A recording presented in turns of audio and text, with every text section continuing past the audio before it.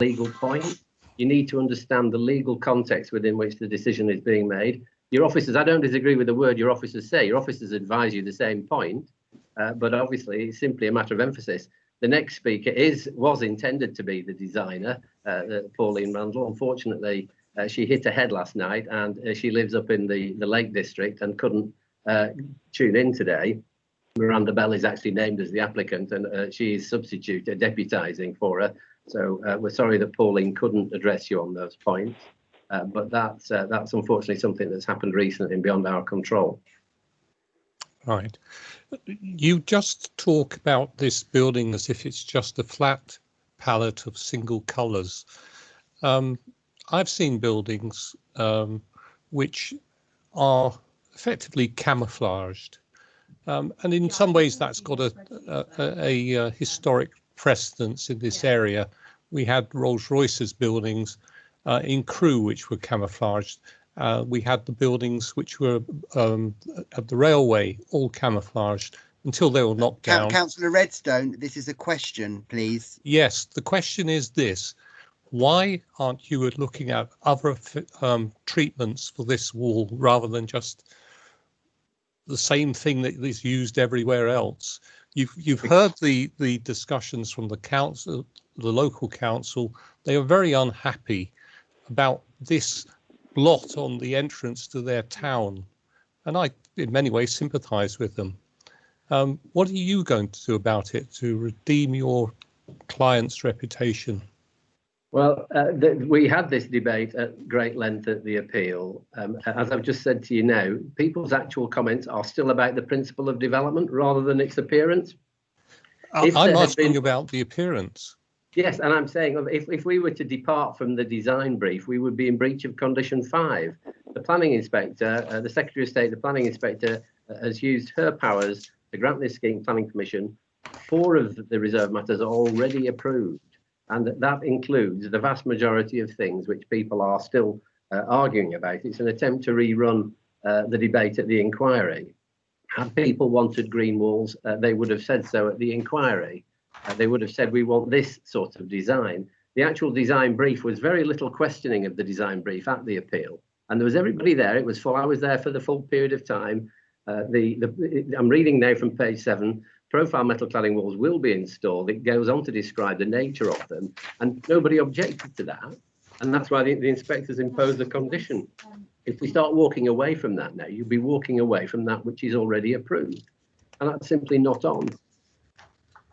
Right. Thank you very much. Thank you very much, Councillor Redstone. Are there any more questions? In that case, thank you very much, Mr. Williamson, for your presentation today. I'm now going to call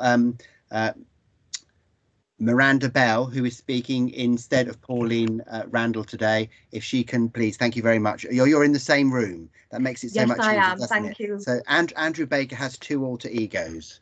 He does. He's actually in the room as well. That's fine. So again, you have 1.5 minutes to speak, and after which you may be asked questions. And given what's just gone before, I suspect that is the case. So if you'd like to go ahead now, please. Yes, thank you. This application follows an approved landscape strategy for the site, which provides a setting for the buildings. The buildings will be set back from Crewe Road behind a substantial landscape buffer of mixed tree planting, and land to the south of the buildings around the stream will be landscaped to increase its potential for natural habitat and informal public access.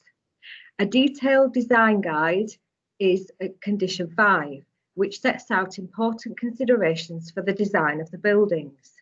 The design guide was considered in detail at the planning appeal and no negative comments were made. It is endorsed by condition 5, which requires the development to substantially accord with it.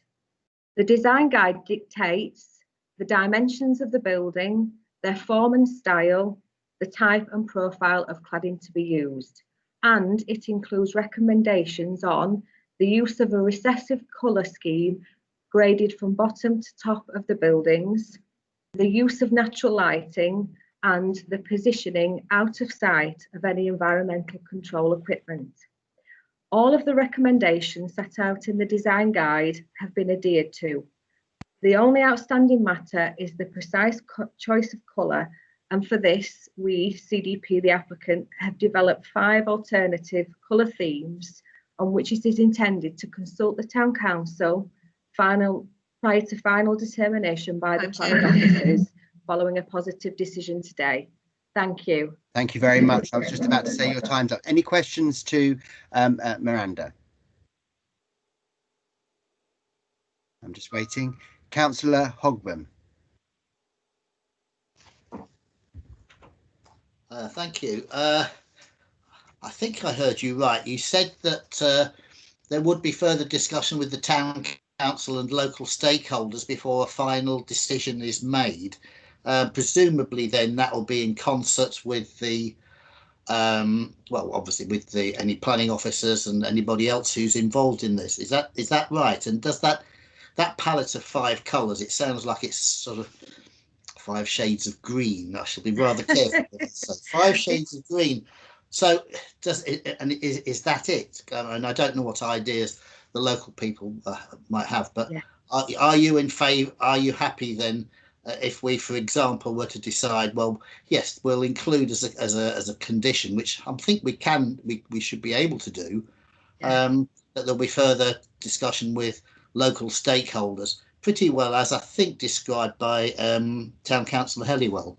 Yes. Okay. So in terms of the issue of process, officers have recommended that the committee delegates the power to them to determine the application with a condition that requires the submission of the colours for the buildings.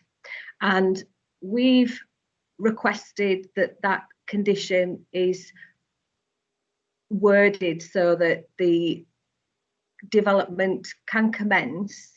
However, no application of any cladding to the building can be carried out until we've sought approval from the planning officers by way of a discharge of a planning condition. So that will be the process that we will be asking you to consider and that the officers have recommended in the report. In terms of the colours, it's not just a grey scheme. The design code made recommendations of green and blue hues. We've actually looked at dark grey, light grey, beige and blue and green hues. We've taken quite some time and in dialogue with Pauline, who, as I say, unfortunately, she wasn't able to make the meeting today. She's advised us in terms of the visual the impact of colour on the visual impact of the scheme, and her recommendations for grading with the darkest colour at the base fading to light form a major part of the design code, and that was approved by the planning inspector, hence condition 5. So yeah, to answer the question, we are happy, subject to a positive decision today, to have dialogue with Alsager Town Council and other stakeholder people prior to submission of the colour scheme by way of a discharge of conditions application to the Cheshire East Council Planning Department. Thanks very much. Thank you. Thank you. Thank you. Councillor Farrell and then Councillor Redstone both have questions. So Councillor Farrell first, please. Thank you. Hi, Miranda. Sorry, I got your name right now. Not Andrew. No, just put the similarly, really, just put the same questions I put to I forgot it. Andrew. I didn't realise he was the actual lawyer. Just wanted more of a design perspective on this. The same questions, really. You know, obviously, I accept that in the design guide it was to use steel cladding. That's fine, but there is a possibility where you can still use steel cladding and then put a green wall over the top of that. Is that something you've looked at in any sort of function where you can still achieve that without directly putting it on the cladding itself? And also, do you agree with the points where we don't think it would add any sort of environmental or visual benefit if there was a green wall installed. Yeah, well, the reason for Pauline's involvement, and Pauline was the author of the note that's been added to the submission. You were updated on this. Her note is her professional and technical advice to us. I wouldn't depart from the advice that she's given us. She's looked at this issue carefully, and without repeating what the note says, she's concluded that it will be inviable for this type of development owing to the maintenance, including such things as irrigation. It would not readily adhere to a smooth metal cladding surface, and she wouldn't recommend its use on this type of a building. And as Andrew's already indicated, and I've said myself, that is something that is prescribed in the design code, the use of the metal cladding. And in her opinion, and I would take her opinion on this, there wouldn't be a visual or environmental benefit. And she makes the point that was the landscape scheme, and I've said this point myself, that was approved as part of the development at the appeal, and that involves substantial planting along the site frontage and elsewhere within the development. But in her opinion, that is sufficient to assist with the overall visual appearance of the scheme. Okay, thank you. Okay, thank you. Okay. Councillor Redstone. Good afternoon to you. I'd like to talk to you about lighting. I understand that's the other area which we have control over. I look in your design guide and I can only see a very brief mention of it, which is regarding where it says wherever possible, car parks will be lit from building mounted directional lights with controlled light spillage or from lighting poles located alongside the internal roads. Luminaires will be a simple contemporary style utilizing LED technology. Given that this building will be invisible in the dark, will the lighting be turned off at night unless it's absolutely required? For example, on your car parks, will there be sensors on it so that lights can turn off if there's nobody there? Can I just defer? We've got our architect here as well. Just going to see if I can get some further information for you. Yeah, there will be on time clocks. Is that sufficient? Well, bear in mind, we don't want to see your building, and darkness is a great cover for a building like yours. So at least when it's dark, we won't have this blot on the landscape, if you like. So if your building is dark, it's better than if it's lit from the residents' point of view. Bear in mind, there's a housing estate opposite your development. Yes. And I think that's the reason. I don't think that's going to be a very costly adjustment for you. And unless you can think of a very good reason, I can't see why you wouldn't agree to it. Yes. We can certainly take that point away. As I say, the only advice I can garner at the moment is that they will be on time clocks. You know, I think in terms of the layout, if they're on motion, if I don't want to talk over you, but if they were on motion sensors, then they could be off most of the time, one would hope. I'm not sure of the practicalities of that, I'm afraid. As I say, all I can advise is that there will be on time clocks. And we're just checking actually to see if there's anything in the outline consent with regards to conditioning of the lighting. If you could just bear with us, if that's okay, we'll just Thank you. Councillor Redstone, have you got any further questions after this? I just thought you could ask them while we're waiting for. Right. Okay. I mean, the only other thing which was architecture, but that's gone, isn't it? That ship has sailed. So really, we've got very little to talk about. I mean, there's the possibility that you'd put an entry statement, which would actually create an attractive addition to this entrance to the town. Yes. I don't know if you had any thoughts of that. We haven't, but it was something that we included within the design code in terms of within the development itself, in terms of setting out which units were occupied by which companies. Is that what you're referring to, or are you talking about a separate entrance feature for the that would be, yeah, that would be an entrance sign, but I'm thinking of an entry statement, something which denotes that this is a development, perhaps the name of the development rather than the tenants of the development, because you've got 3 buildings here, so presumably you're going to have multiple tenants. The architect's here with me now, and he believes that there is an entrance feature into the estate road. Yes, I mean, we've not given consideration to the name of the estate yet. I mean, that's something we usually would do in consultation with the council as well, in terms of sort of the street naming side of things. I mean, again, it's something I'm sure we could speak with the with the town council in terms of the naming. We happily welcome comments on that.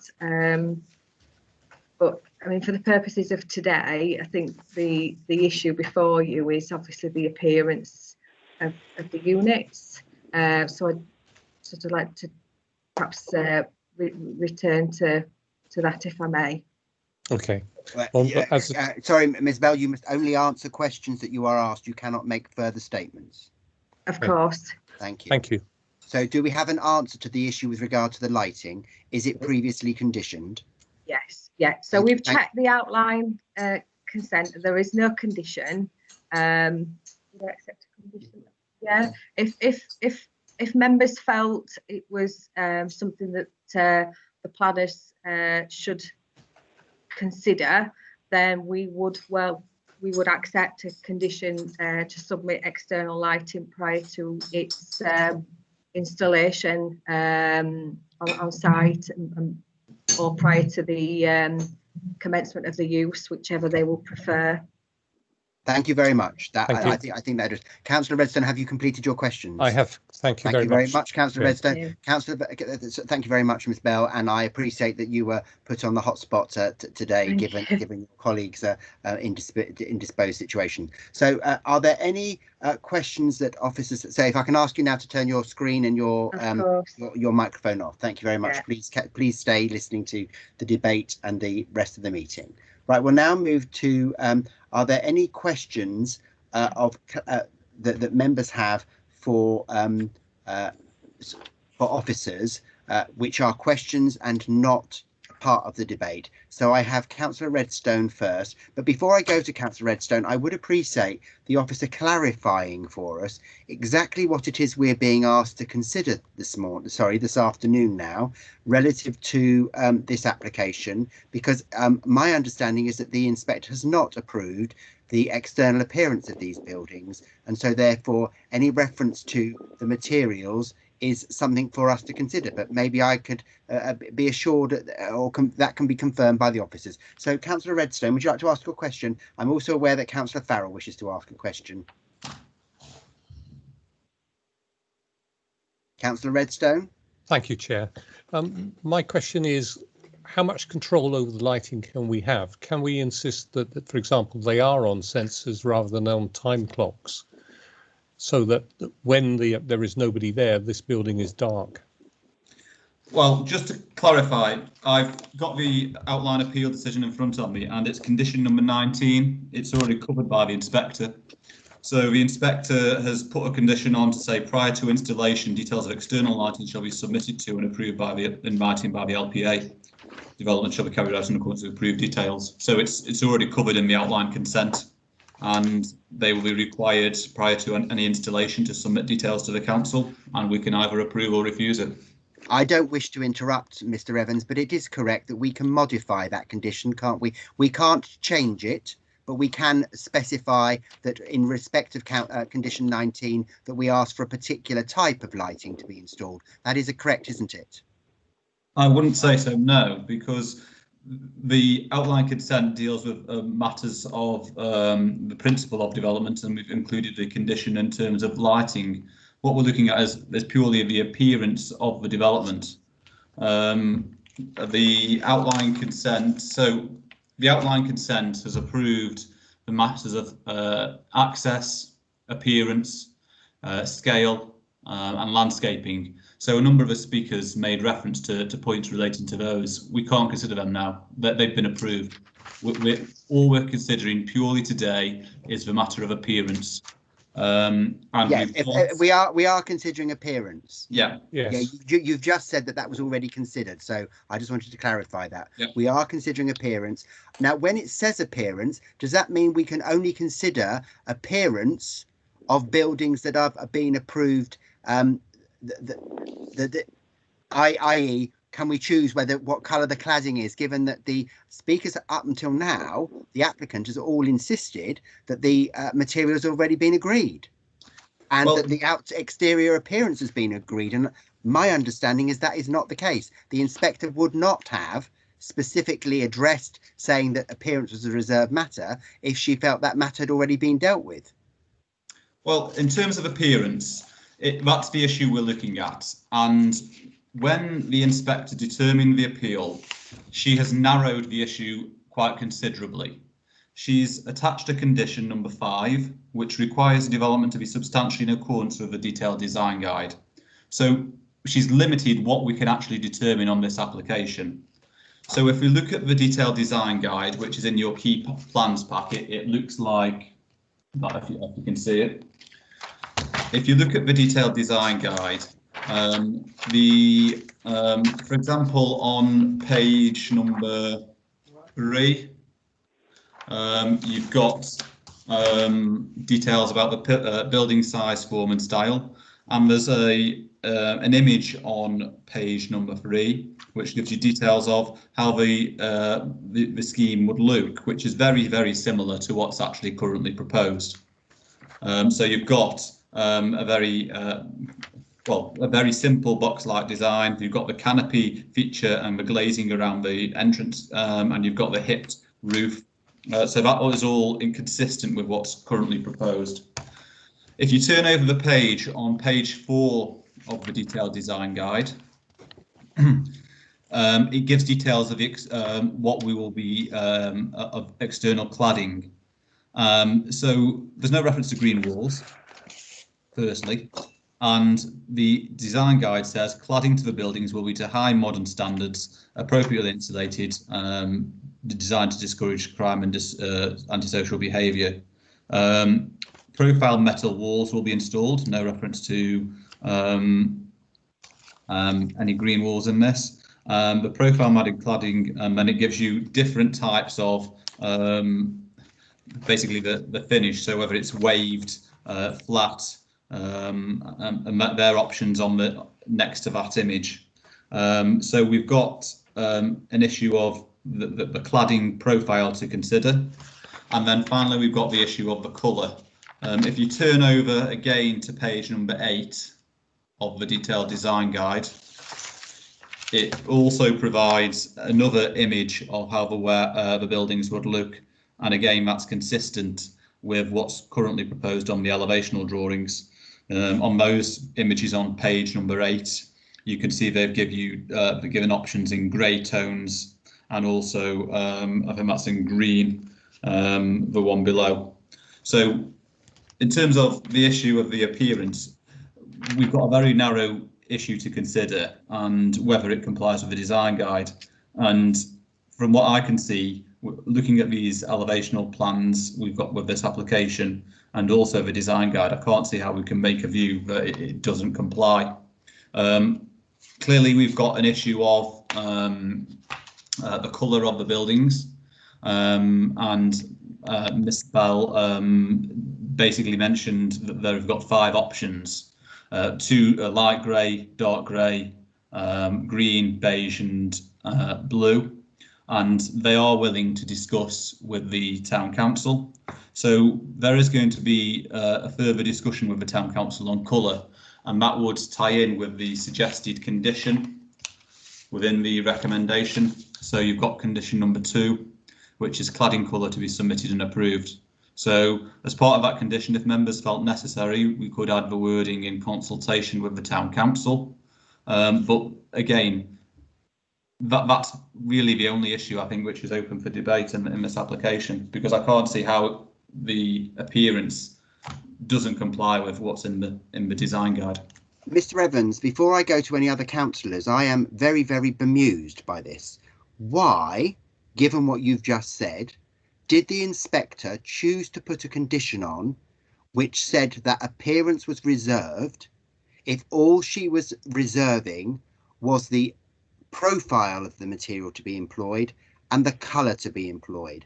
My understanding as a member of the Royal Town Planning Institute is that a condition would have satisfied that to secure that the details of the materials, including any profiling and the colour thereof, should be approved. She has not approved cladding.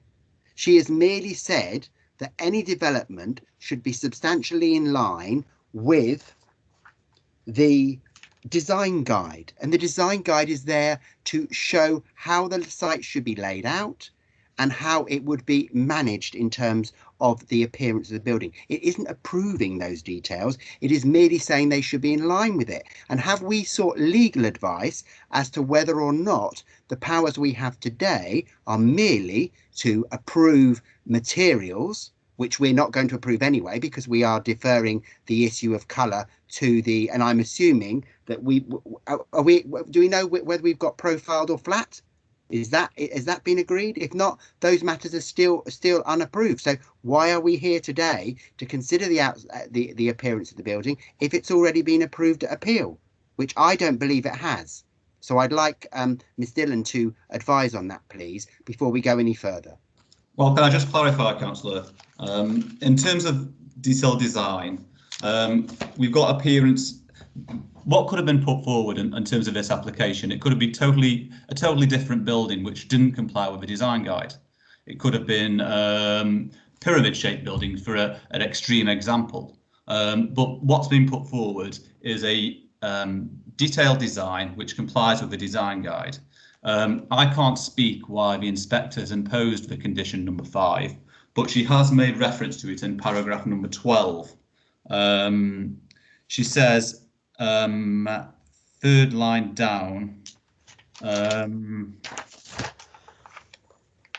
appearance is a reserved matter, but the appellant has prepared a design guide setting out the framework of a detailed design, including materials to guide the appearance of the buildings. At the hearing, the council confirmed its agreements to its reference in a planning condition should the appeal be allowed. And then, so we've got the appearance of the buildings complies with the design guide, and what we're left to determine is the colour of the buildings. They have the applicant is obviously working with is prepared to work with the town council to agree on a colour. If you look into, you mentioned that in terms of the cladding design, the officer report, if you look at under appearance, 1, 2, 3, 4, 5, 6 paragraph down, they're looking at half round sinusoidal shape profile to the cladding. So we've got that detail in the application. The canopy profiles will be flat, so we've got that detail. And we've got the appearance which complies with the design guide. So all we're left to determine is the colour. We could determine it now as part of this application. If needed, we could suggest a green colour, but what the applicant is wanting to do is to work with the town council and to provide to choose a colour. The town council are happy with that from what the speakers have said. we can take it from there. But it's just a colour which which hasn't been resolved as part of this application. So you as the person who represented the council at the appeal are satisfied that you agreed to profile cladding as the material for this scheme? Yes. Thank you very much. Can Ms Dillon please confirm that we are only able to consider the materials being employed? And before we go, can I just check that Kingspan is not the material that caused the Grenfell fire? Does anybody know the answer to that question, please? The cladding that caused the Grenfell tap fire, I think we should know whether or not that was Kingspan. So it isn't what was used at Grenfell. Thank you very much, Mr. Baker, Mr. Williamson, even though theoretically you're not allowed to speak. OK, can I have Ms Dillon to confirm whether or not she is happy that we are only allowed to consider the colour, please? Well, I wouldn't phrase it exactly like that.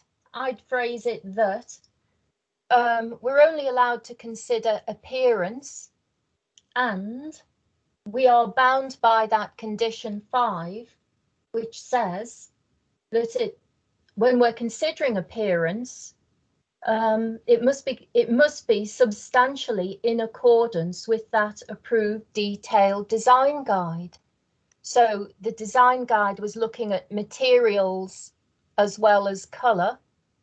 And whatever our decisions are, they must be substantially in accordance with what's in that guide, be it colour or something else in the guide, such as, you know, the profiling on those materials. So you confirm that the cladding was approved as part of the outline application. Your legal interpretation is that although the colour and the precise profiling are to be agreed, the use of cladding was approved by that condition, by that decision. Well, cladding is substantially in accordance with the approved detailed design guide. So what you are saying is that because cladding was referred to in the design guide, that is the material we would expect to be used when it was built out. Yes, it is. Thank you. No, that's all I wanted, a yes or a no. That's fine. I want the committee to be aware of what they can and can't do. Sorry, Ms Dillon. Yes, if you look at page 57 of the report, there are several references there to cladding.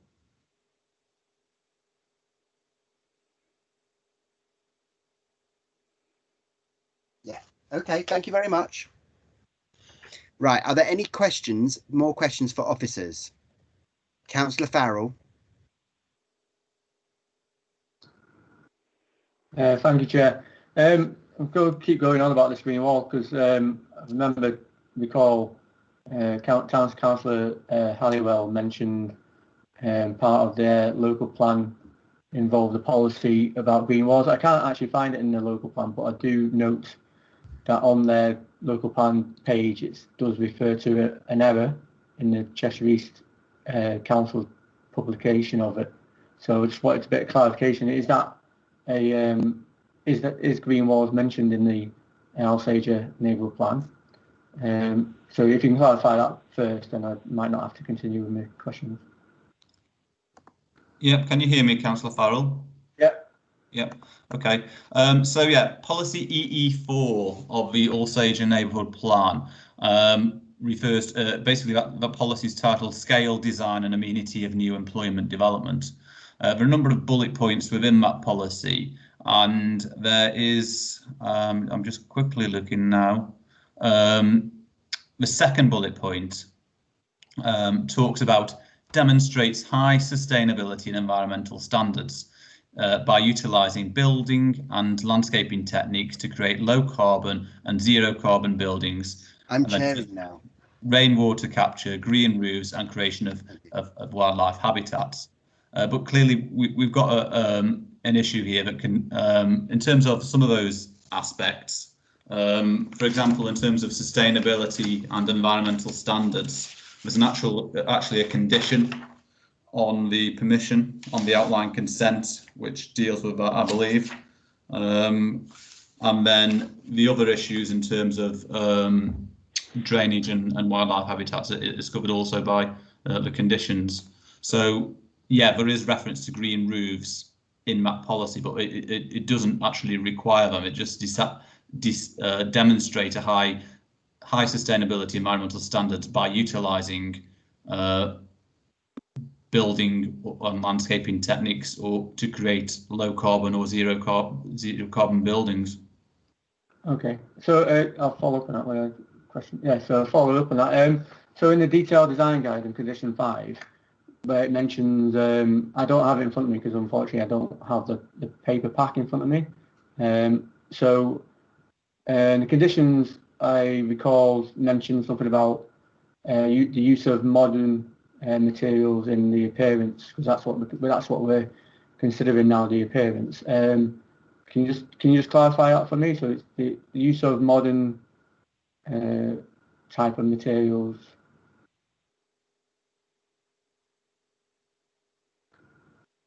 I'm sorry, you're quiet. Yeah, sorry. Page 4 of the detailed design guide is the page titled External Cladding, and it says cladding to the buildings will be to a high quality modern standard, appropriately insulated, robust, secure, and designed to discourage crime and antisocial disorder. Then there's a section on profile of the cladding, and then it goes on further about window openings and whether it's half round or sinusoidal or profile to the cladding. But it is mentioned on page 4 of that design guide. So taking those two aspects into account, then, would you consider green walls to be a modern thing, or? I'm not disputing that green walls are a modern technique for designing buildings, but there's no reference to green walls within the design guide. All it refers to is external cladding, and there's no reference to green walls. So that's the issue we've got. We've got a condition which requires development to be in accordance with the design guide, which doesn't mention green walls. You aware that green wall cladding exists? Yes, but I've seen examples of green wall cladding, not on a scale which you'd see on a development of this nature, but the applicant has provided a response to say that they are unable to provide green wall cladding. So, and the design guide doesn't refer to it. So the issue is, I don't see it as an issue with this application. I would argue that green wall cladding is an appearance. Sorry, Stuart Gardiner. Councillor Gardiner, you're quiet. Sorry, I muted you, Chairman, because we could hear you before, so I just put you on mute. Oh, sorry, thank you. I was merely going to tell Councillor Farrell that he needs to ask a question. He can't. It's not a part of the debate of Mr. Evans. Okay, I'll form it into a question then. So, would you agree then that green wall cladding is a modern application of an appearance for a building? I'm not disputing that. Clearly, green walls is part of an appearance of a building, but green walls doesn't comply with condition 5.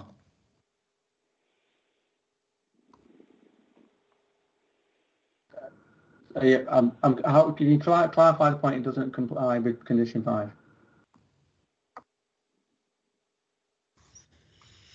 You're muted again. Sorry, can you hear me now? Yeah.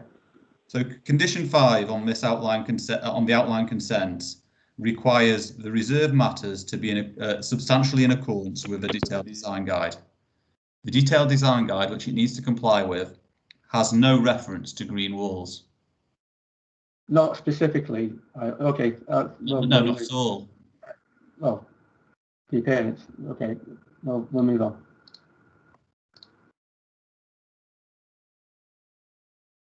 Okay. I know that Mr. Malcolm wishes to speak before we go further. Sorry, Chair. I suppose I'm conscious of endless debates about green walls and discussions, and I'm not saying they're not irrelevant. I think you sort of indicated yourself when you're saying about the appearance and questioning what the inspector had done with the appeal. For those members that will have remembered this application, in effect, the plans were submitted such that it was virtually a full planning application when it was submitted. We had details of the external appearance, but the applicants chose to leave appearance to be determined as a future reserved matter, even though actually we had the detail already. So in effect, the inspector couldn't have actually said that the appearance is acceptable anyway, because effectively it wasn't actually before, I can't remember whether it was a her or him, it wasn't actually before them to determine. So in effect, I think just to try and sort of move this on to an extent, yes, the council's hands are pretty much tied in this, in terms of the inspector has basically put a condition on that says it should be in accordance with these detailed elements. Those detailed elements are within the design guide. And in effect, we've talked about this, we're only left with colour. In effect, we're left with colour and some of the profile stuff that we've talked about. So I think, you know, just in order to perhaps move things on, Chair, because I think we are going to go round and round on this, and actually, if we're not careful, we'll end up determining something that we don't want to, and we'll end up back in appeal if we're not careful. So I don't normally like to intervene and just move things on, but I think in this instance, I do just need to sort of clarify that we've done as much as we can do. We've got an offer from the applicants about liaison locally with those final colour shadings, which I think is as much as they can offer. What they don't want to do is to then raise expectations that those discussions can then start talking about things such as green walling and you know, the likes of that. So I think it's just to perhaps, you know, push members on a little bit and say, look, we've been around this quite a lot. This is only one relatively minor item, albeit it's a big item for Alsager, and we've had that debate already. We've lost that debate. So just to be sort of move members on a little bit to sort of focus on, look, we've probably done as much as we can. Thanks, Chair. That's fine. I have Councillor. I now intend to go to the debate, and Councillor Edgar has indicated his intention to speak first. So, Councillor Edgar. Thank you, Chair. Your camera's on now. I think we're finding ourselves caught between a rock and a hard place, and the hard place being metal cladding. The only decision I can see that we make is the fact that it is going to be metal cladding of a profile to be defined, and it will be a colour to be defined. And I can't see any way around this other than to approve it or refuse it. At the moment, I am minded to approve. I'd like to hear other opinion, please. Thank you very much, Councillor Edgar. Councillor Farrell, then Councillor Councillor Farrell. Before you start, I don't want to I've got to, you appeared at the same time as Councillor Hogburn, but Councillor you can start now. The machine, my chat box is playing up, so you are first, Councillor Farrell. Thank you, Chair. I'm just maybe it's my understanding from what I heard from Miss Dillon. She clarified that it wasn't just the colour we were looking at; it was the appearance. And it's also been clarified and confirmed by the officers, although they disagree with my perspective, is that green wall is an appearance. It's not structural. It's an appearance, and it's a modern appearance, which is covered in the design guide. So it seems kind of baffling, although it might not be viable for a full green wall. It is something that maybe they can consider in, you know, a sort of a separated pattern or some sort of form which complies with the cladding and then complies with the green wall appearance kind of thing. It's I think I'm just confused. I think it is an appearance thing and it is a modern thing, so it does comply with the design guide and is within our powers to determine today. Thank you very much, Councillor Farrell. Councillor Hogburn, then Councillor Redstone. No, sorry, Councillor Hogburn, Councillor Groves, Councillor Redstone, and then Councillor Edgar again. Right. Well, I'm happy to second the proposal. I understand that Councillor Edgar moved the recommendation as printed, and if that is the case, I'm happy to second that. Sorry, Chairman, just to interrupt there, I didn't get that. I think he said. I didn't either. He said he wasn't ready to make a decision yet. He said we had to approve or refuse it. That was my recollection. Oh. So if you want to propose that, Councillor Hogben, in that case, I'll propose the recommendation as printed. Thank you very much, Councillor. And I hope that we get to vote on it, because I'm going to go in about 10 minutes. Thank you very much. We will see what we can do. Okay. Right. And Councillor Jeffrey, I've just noted your comment as well in the inbox. So I'm going to allow the other people who've indicated they want to speak first, but I will come to you, Councillor Jeffrey, after. Councillor Groves. Thank you, Chair. I would like to second the proposal that Councillor Hogben has put forward. And you have no further comments to make? I have no further comment to make. OK, I will go to the other speakers listed before I go to the vote. Councillor Redstone.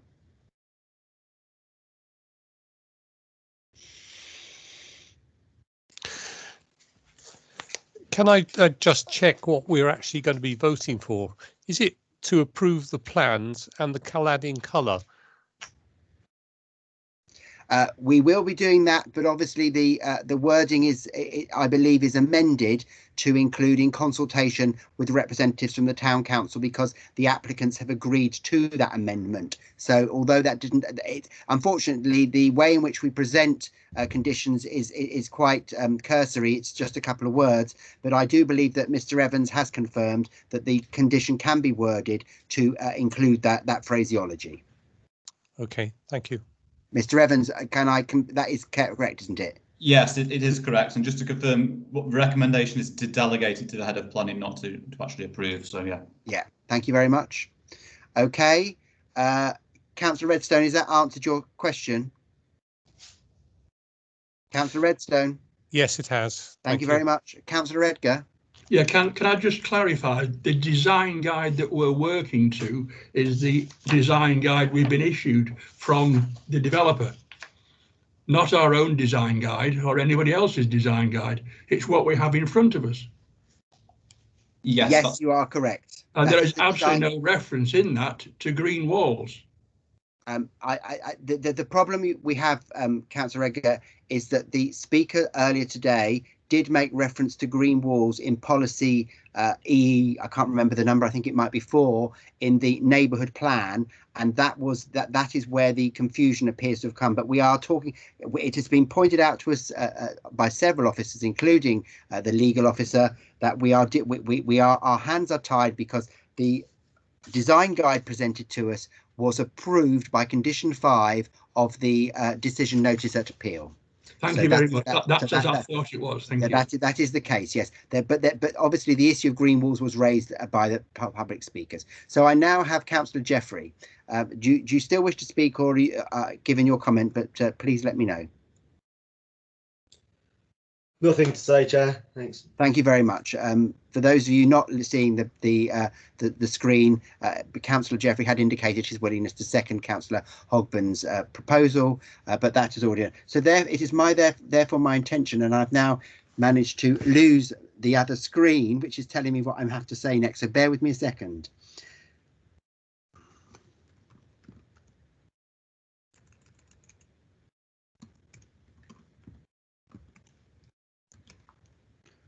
I don't want to get into trouble if not right. Bear with me. I've now got the screen back on. Members have got questions to officers. Wrong mouse. Right, nothing. Right. Do her officers have any further to add before I go to the vote? No, we haven't. Thank you, Mr. Malcolm. Are you satisfied that we can go further forward? Yeah, fine, Chairman. And Ms. Dillon, are you happy that we can go forward? Yes, I think we understand the clear resolution, don't we?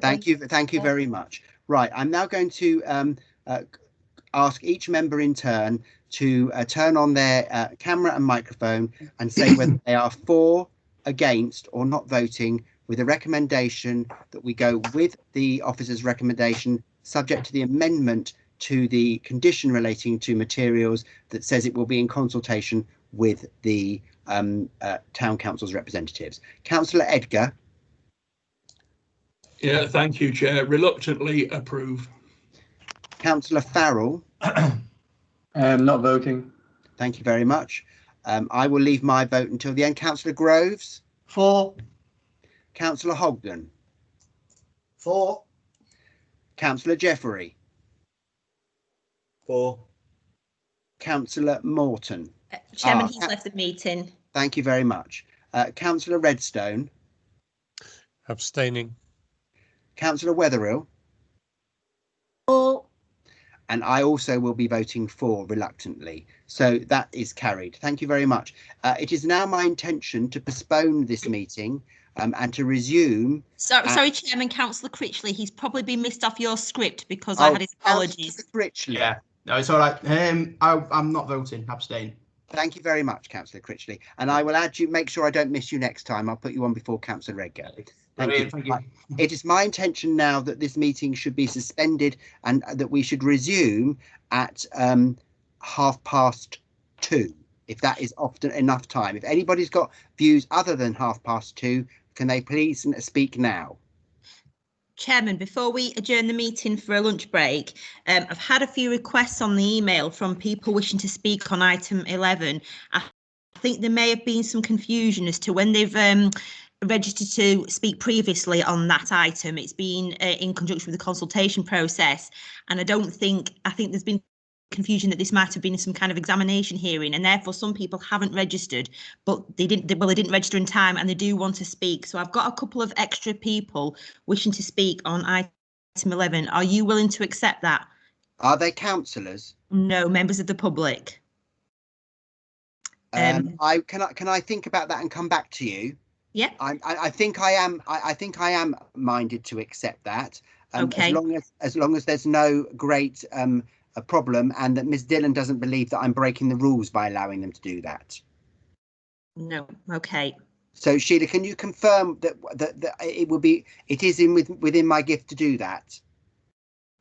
Or would I be breaking the rules?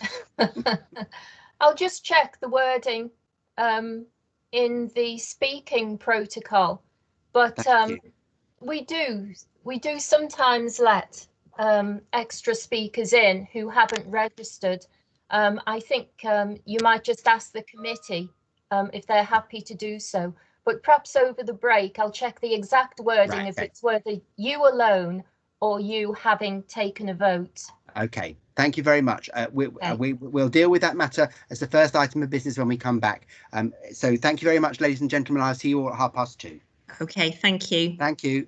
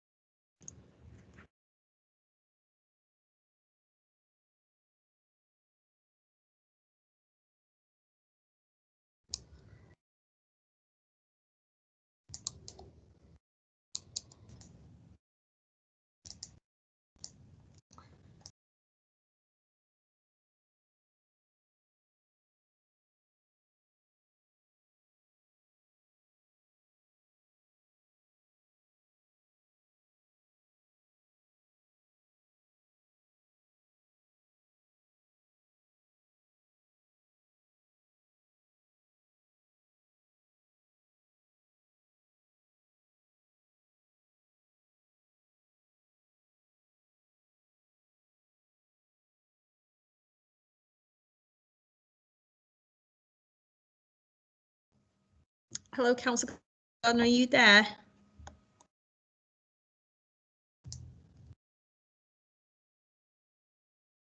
Yes. Just remind everybody that this will be going out live now, so if you can just stay on mute and take cameras off until Councillor Gordon's back in. I'm just turning my phone off.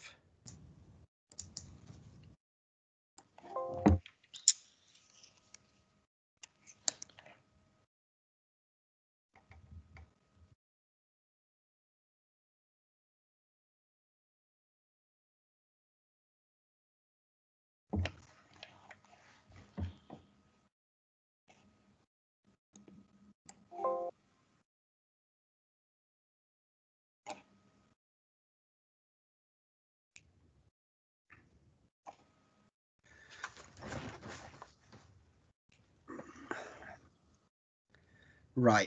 I intend. Are we live yet, Sarah? Yes. Yep. Okay. Welcome back to this meeting of the Strategic Planning Board of Cheshire East Borough Council.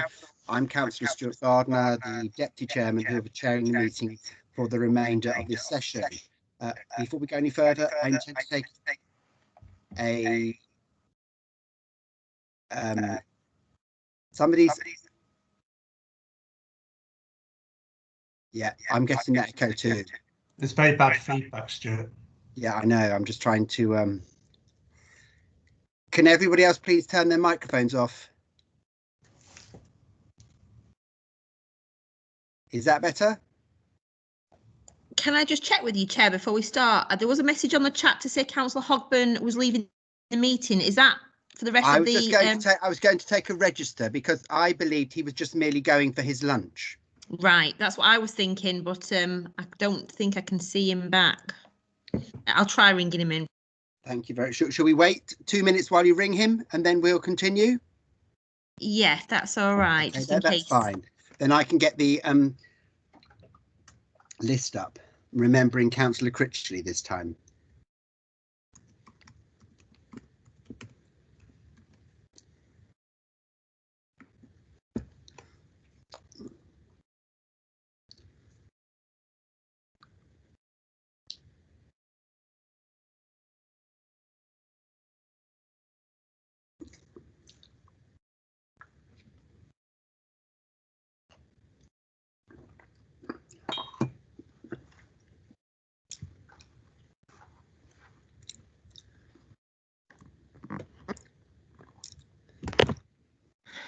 I can't seem to see him coming in, so I don't know whether He has left the meeting. Well, we'll start we'll start recording, and if he's not here by the time we start, obviously he won't be able to vote in the first item. Yeah. Okay. Are you out to check? Oh, yeah. Sorry, I'll let you do the roll call first, Chair. Yeah. I've just touched something and it's gone. Right. So if I can ask each member of the board present to turn on their screen and their microphone and say yes that they are here and that they are hearing okay. Councillor Critchley. He's not here for this item, Chairman. He's not here for this item. Okay. No. Right. Councillor Edgar. I'm here. I can hear you. Councillor Farrell.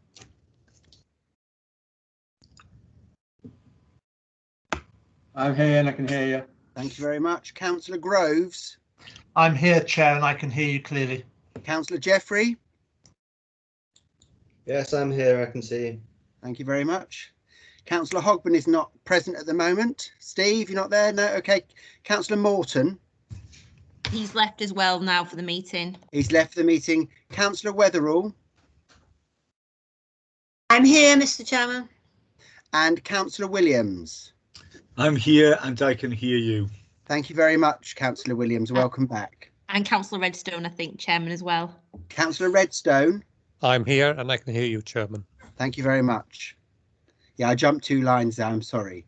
Right, now we'll get onto the right item. Sarah, are all the officers that we need for these items present at the moment? Yes, I believe everybody's here. It was just to double check with you about those 2 additional speakers for item 11. Right, okay. If I can just liaise with Ms Dillon to confirm whether or not it is my power to allow those people to speak or whether I need to take a vote on that. Yes, the protocol gives you that discretion in exceptional circumstances and with the approval of the board. So with the approval of the board? Yeah, so you would need to put it to the vote. I would need to put it to vote. Okay, it is my intention, therefore, before we proceed with the next item, to put to the board a vote that we allow those extra speakers who are members of the public to join for item 11 that relates to the SADPD. So I'm going to go a roll call of those members who've indicated they were present. Councillor Edgar. I'm happy with that. Councillor Farrell. Yes, I'm in favour. Thank you. Councillor Groves. Yes, I'm in favour. Councillor Jeffrey. Fine with me, yeah. Councillor Redstone. Yes, I'm happy with that. Thank you. Councillor Weatherall. Mr. Chairman. Are you happy with that, Councillor Weatherall? Oh. I didn't hear. So you're muted, Councillor Weatherall. Yes, Mr. Chairman. Thank you very much. And Councillor Williams. Kept going on and off. Councillor Williams. Yeah, I'm still here. In principle, yes. I was, as we were approaching the issue, though, I was going to wonder, and I can see why we need to get onto it. It's very important, but with the packed agenda that we got and the hefty material we got, and there's lots of questions, I was going to propose that we actually defer that item to a special meeting on its own, because I'm not convinced we're going to get as much time to give to it justice.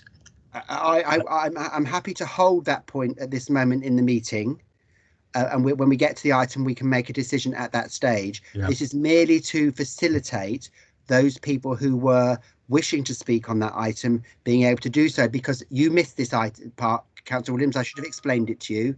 The reason is Councillor Hogben has, by the way, has just said he's not returning to the meeting, so that's for everybody's notice. The reason is that there were people who've registered to speak, who wanted to speak or have come on to speak to that item who hadn't registered, and they were members of the public, and there appeared to be some lack of clarity as to whether or not they were informed that they should register, and that's the reason why we've agreed at this stage that we would allow these people to speak. Yeah, yes, I understand that, because I did watch, even though I wasn't in the meeting, I did watch the proceedings on that's fine. The device. So yes, I understand that, and the principle, yes, I'm more than happy for that. That's fine. So we'll deal with the other part of your proposal at a later stage in the proceedings, if you don't mind. Okay. Right. That's great. Thank you, Chairman. One of them's just waiting in the lobby, so I'll admit them now if that's okay with you. Yeah, that's fine.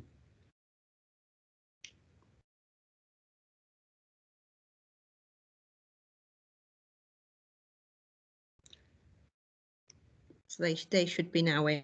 Okay, right. I will now move to item 6 on the agenda, which is application 20. No, it's not. I've moved the paper down and forgotten to move it back up. I'm now moving to item 7 on the agenda, which is application 202877N, partial demolition and redevelopment and partial redevelopment of an existing building, resulting in a total of 25,706 square metres of B8 floor space at units A and B, 1 Western Road, Crewe, for AEW UK Core Property Fund. I now ask Mr. Malcolm to present this application. Thank you, Chair. I'll just share my screen. Hopefully you'll be able to see this in a second or two. Can I just confirm you can see that, Chairman, through you, Chairman? Can you see I can't yet see it, but I can see you, but I can't see your screen. Ah, okay. Yeah, can't see it either, David. Bear with me.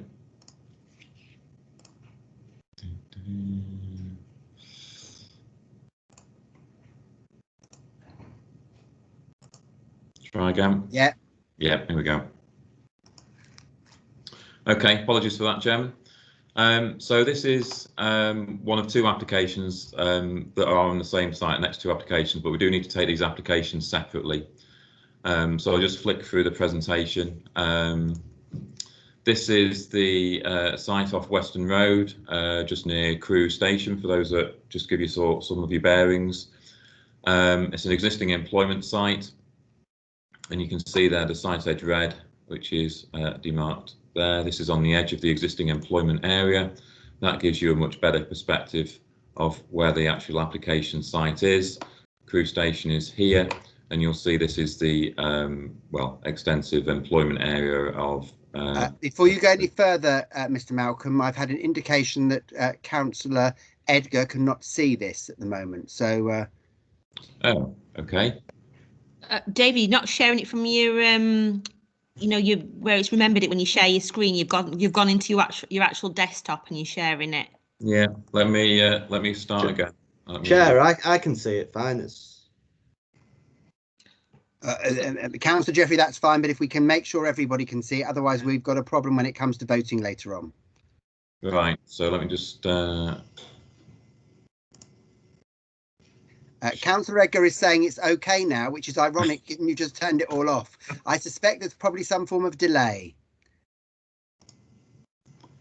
Thank you. Let's start again. Can Councillor Edgar confirm he can see this? Yes, he can. Great. Okay.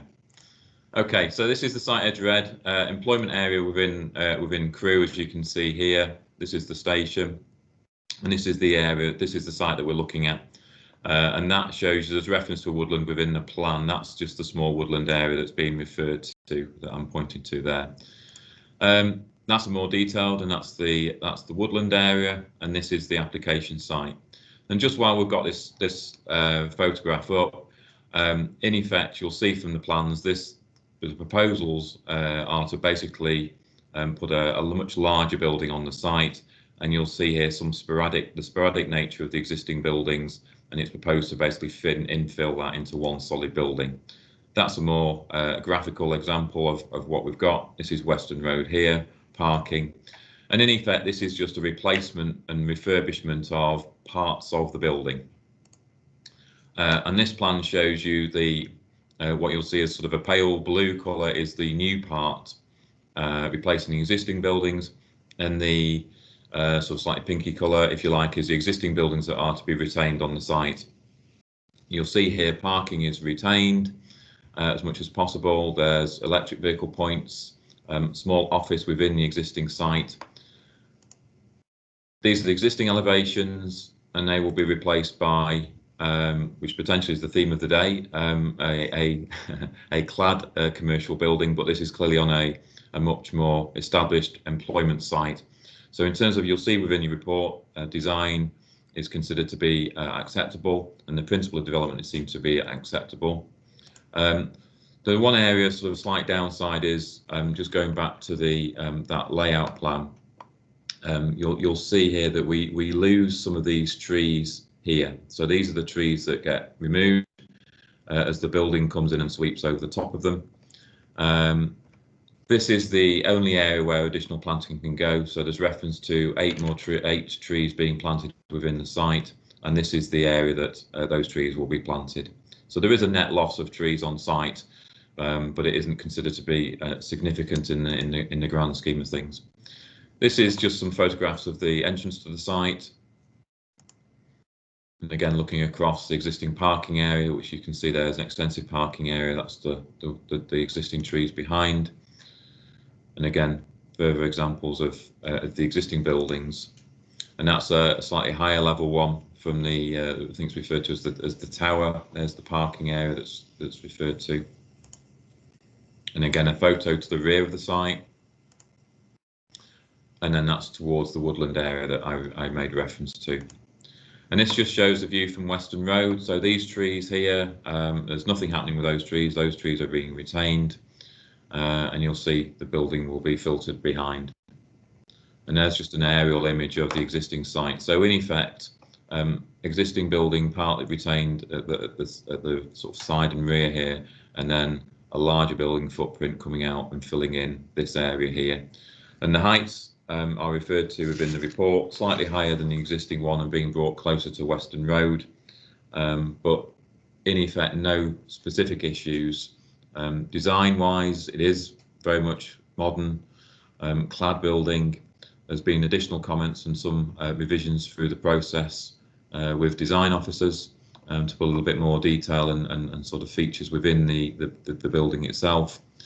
But they are very much of their time. They are functional in appearance, and you know they are very much more sort of form and function go together in terms of the look of the buildings themselves. So those are the proposals. I think in terms of the issues, there aren't that many issues, to be honest. It's acceptable in principle. It's an employment site. It's a refurbishment of an existing employment building. The design is considered to be acceptable. There is just a minor update in terms of the issue in respect of lighting, which is just to do with that woodland area. And you'll see from the written update that has been prepared, we're proposing that there is an additional condition 16, which will just include a lighting scheme to include existing light spill survey.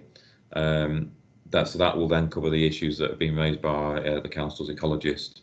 Access and parking is retained as is, with some additional enhancements in terms of electric vehicle charging.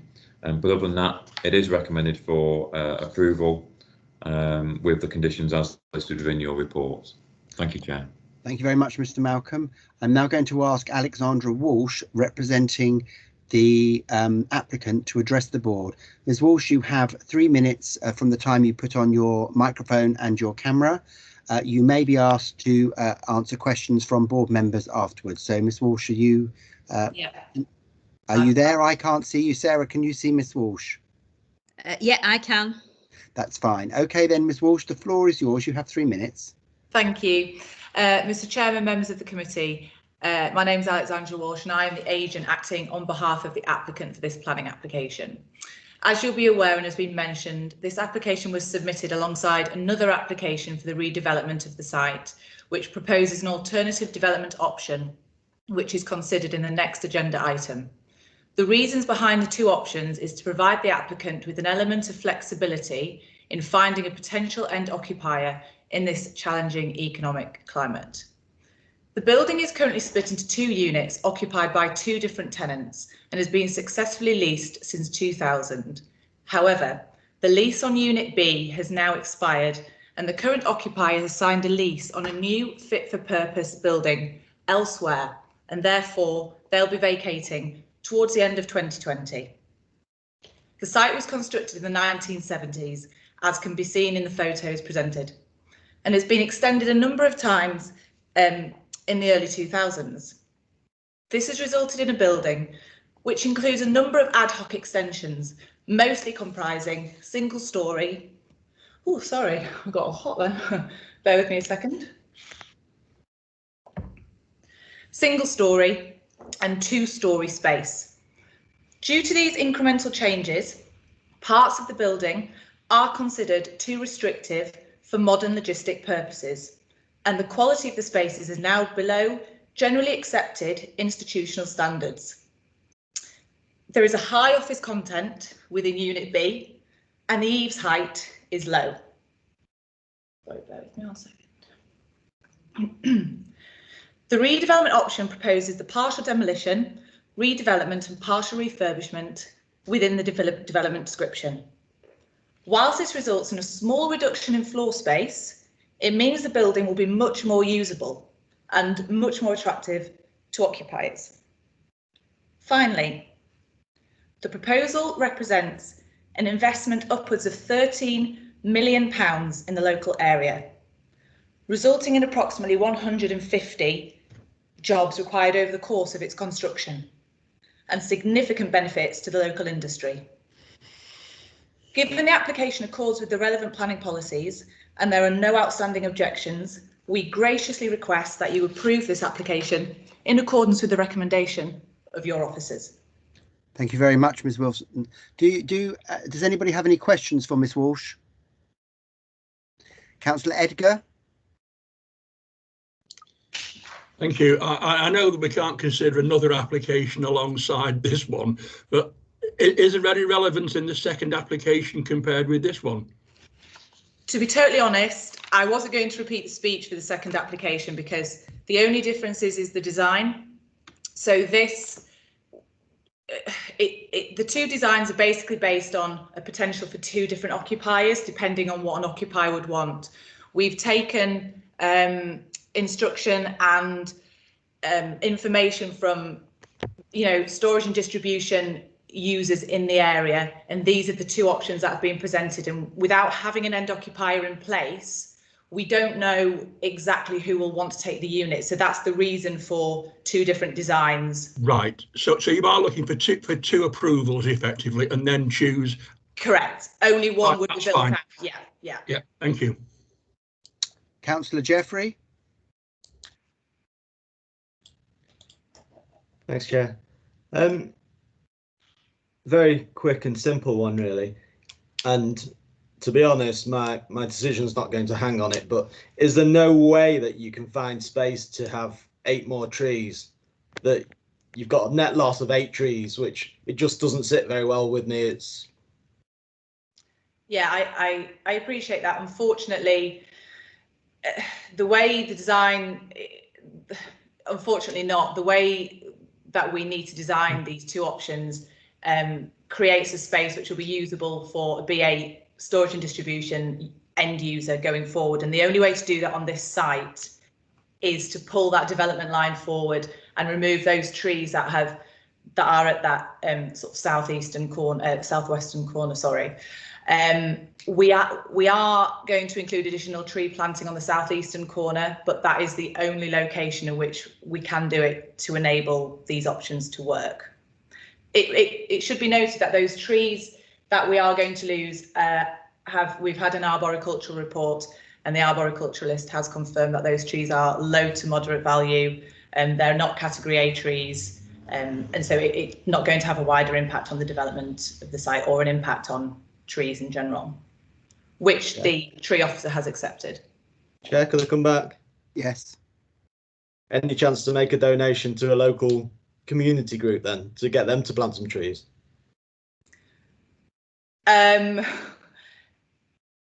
I would argue, is that definitely necessary when we're already going to include further trees on the site and that's being considered acceptable? However, no, it's not necessary at all. No.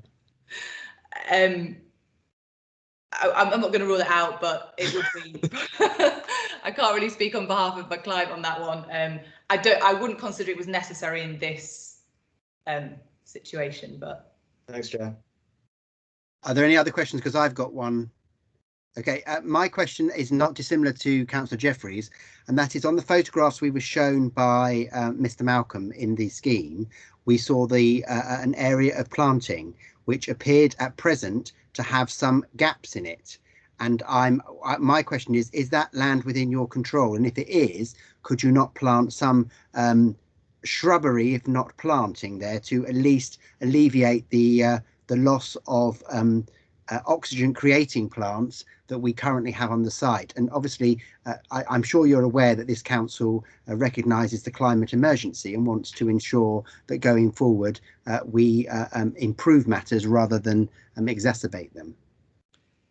Would I be able to divert to my colleague Barry on that front? Because he's the architect. If Barry's on the call. Oh, he is, isn't he? Yeah. Yes, if he wishes to answer, yes, you can. He can answer the question on your behalf if it's a technical matter. Yes. Would that be okay, Barry? Yes. Yes. So, Barry, if you can turn your camera and microphone on and address the question, please. Excellent. Thank you, Chair. Thank you, Alex. Yes, to answer your question, I'm sure we could fit in some more planting if needs be. There could be an option where we lose a couple of parking spaces, and that would gain us some more area to plant some trees. We've tried to keep the parking numbers as close to the existing as possible, but having spoken with our client, they are of the feeling that there's probably too many parking spaces on the site for its particular use. So yes, if we lost some parking, if that was acceptable, we could definitely plant more trees, more shrubs. Thank you very much, Mr. Cole. Thank you very much, Alexandra. If there are no more questions to either of you, I will leave you for this item, and we'll join you again shortly for the second item, hopefully not too long away. Right, so now, are there any questions to officers relating to this application from members, please? Councillor Redstone? No, don't worry, Councillor Redstone. I've picked up the wrong machine. Councillor Farrell?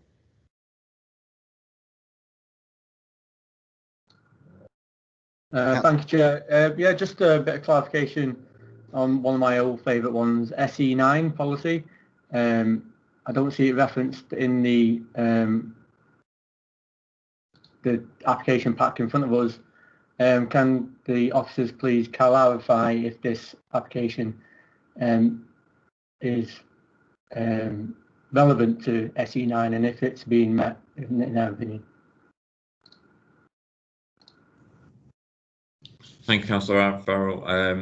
I think because it's more of the refurbishment, it's one because it's not a new build as such. So I think that's why there's. I mean, we've got the low emission boilers and stuff like that in terms of the air quality stuff. So I think we've probably gone as far as we can do. But yeah, I mean, as you know, it's something that we are consistently trying to look at as well as an authority going forward. For those that don't know, SE9 is the renewable energy one, isn't it? From in terms of the I think it's the old sort of 10% renewable on site, which I think we used at one of the. Councillor Farrell will probably remind me. I can't remember which building it was recently. We did it at the one at Middlewich, didn't we? That was it. So because it's partly a refurbishment, probably not as necessary. But I mean, it's interesting because having the speakers have just raised the issues of potentially some more planting that might be possible, and actually, I think in this site that might be a better option in any event if there's scope to kind of look at sort of some additional planting on the site. I think certainly officers would support that as well to try and just mitigate some of the losses. So, and that's obviously, as you know from the authority, we are trying to sort of plant more trees as opposed to losing them. So I think that would be a more preferable option. So I think I'm sort of using you, Councillor Farrell, to sort of wean in at this point that we'll probably put an additional condition on for an additional scheme to be submitted to include some additional planting as alongside the sort of the general climate sort of related items. But I don't think we can go as far as putting an actual condition on to request the full weight, if you like, of SE9. But we'd use it in the light of the additional planting. Yeah, that's great. I was just a bit unsure where it stands, if like a refurbishment rather than a total new build. So yeah, thank you. Thank you. Are there any other questions for officers? Then it's my intention to move. Councillor Edgar. Oh, sorry. Councillor Edgar is offering to open the debate. I wasn't sure exactly who the nearest member is, but I will go with you, Councillor Edgar, if you'd like to open the debate. Yeah, thank you, Chair. I am the neighbouring councillor on this one, literally across the road, and I live round the corner. Basically, this is replacing one factory unit with another factory unit. And in this case, I think the new one probably looks better than the old one. It's not exactly the prettiest of buildings. Quite simply, I'm prepared to move it for approval now. Councillor Edgar, there's been discussion about additional trees. Would you be prepared to propose that there is a further, is your proposition to include a further condition to allow more planting if necessary? Absolutely, yeah. Thank you very much. So it's been proposed, but Councillor Groves, would you like to speak next? Yes, I would please, Chair, and I would like to second the proposal put forward by Councillor Edgar, and I'm also happy to support the condition that you have suggested with regard to additional trees. But I very much welcome what's actually before us this afternoon, considering that it's a big investment in Crewe. It's creating 150 jobs, and I think it's good news for Crewe. So thank you very much. Thank you very much. Are there any other speakers? Right, I'll take that as a yes, Councillor Ms. Baxter. Councillor Wetherill, I think, has got a hand using hand function. Oh, right, yes, I can see that now. Councillor Wetherill. Thank you, Councillor Gardner. Many of the buildings along this area of Western Lane have been there for the past 50 years, and design has changed during that time. And they are looking very tired. It's good to see that that some of the companies are bringing their buildings up into the 21st century, and I applaud the developer for this and bringing them up into modern day standards and needs. I fully support this application. Thank you very much. Are there any other speakers before I go to the vote? In that case, I will start with Councillor Edgar. Approve. Thank you very much. Councillor Farrell. Approve. Councillor Groves. For. Councillor Jeffrey. Approve. Councillor Councillor Redstone. For. Councillor Wetherill. Approve. Councillor Williams. Approve. And I also approve, so that's carried. I haven't missed anybody, have I? No, okay. No, Chairman. Thank you very much. We'll now move on to the next application, which is item 8, 202876N, the partial demolition and redevelopment and partial refurbishment of an existing building resulting in a total of 25,673 square metres of BA floor space at Units A and B, 1 Western Road, Crewe, for AEW Core Property Fund. Now, in case anybody thinks I've gone bananas or they've joined late and think we are in a different situation, this is a variation on the theme. So I'm now going to call Mr. Malcolm to present the item. Sorry, Chairman, just before we start, I've noticed that Councillor Critchley's rejoined us, so he'll just need to be added back onto your list when you're doing the call. Councillor Critchley, we have not started this item, so therefore you will be able to vote in this item. That's great, thank you. It's okay. Thank you, Chair. Hopefully you can see the presentation. I'll skip through this because it's remarkably similar to the one we've just dealt with, as you would imagine. Same site, same location, same existing building. So the difference is, as you've was alluded to in speaker, there's more new building on this, but it also reflects some additional office space. So those are the main changes effectively. So whereas before there was a greater area being retained, what is being retained on this is the refurbished canopy, and there's some additional office space within the main building. Those are the elevations, and you can see there's a slightly longer element in terms of the office elements there, and this is the canopy that is being retained. So those are the sort of in principle significant changes. This was that same planting area that we're looking at, and it sounds like we'll be able to get a little bit more of an expansion of that, subject to loss of some of the parking area, which we'll just have to make sure we make sure that's okay with highways. And again, same photographs of the existing site. I don't have anything to add other than obviously I think we would obviously seek the same condition that we were putting at in terms of lighting as per the written update. But also I think now we'd also want to add an additional planting condition, which would seem appropriate as well. So with that, it's recommended for approval as well, Chair. Thank you very much, Mr. Malcolm. Ms. Walsh, do you have wish to use your 3 minutes? Hi, can everyone hear me? I don't necessarily think it's required because it's other than I've explained previous, it's just a slightly different option which is presented to attract a slightly different end occupier. So unless the additional committee member would like me to repeat the speech, I don't know if I need to do it. Councillor Critchley, I think you'll be all right. You think that'll be okay? Yeah, okay, that's fine. fine. Okay, and in that case, that he doesn't want to. But are there any questions to Ms. Walsh about this application? I'm taking that as a no. So thank you very much, Ms. Walsh, for being with us this afternoon and for your presentations. And we will obviously wait for the outcome of the debate going forward. And I have an indication from Councillor Edgar that he wishes to open the debate. But before I go to the debate, I need to ask whether or not there are any questions to officers from members of the board.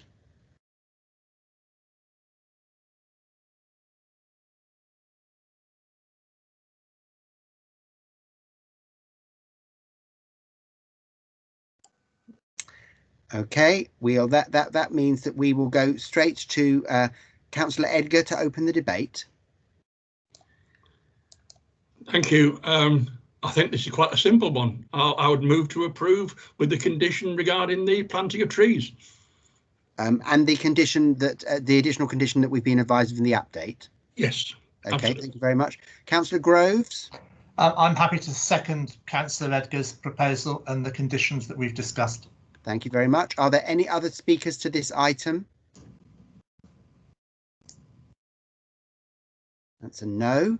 I'm now going to move to the vote, and I will start with Councillor Critchley.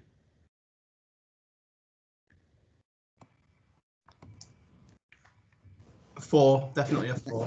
Thank you very much. Councillor Edgar. Approve. Councillor Farrell. 4. Councillor Groves. 4. Councillor Jeffrey. 4. Councillor Redstone. 4. Councillor Wetherill. Approve. Councillor Williams. 4. Thank you very much. That item is approved. Oh, and I'm also 4. That item is approved.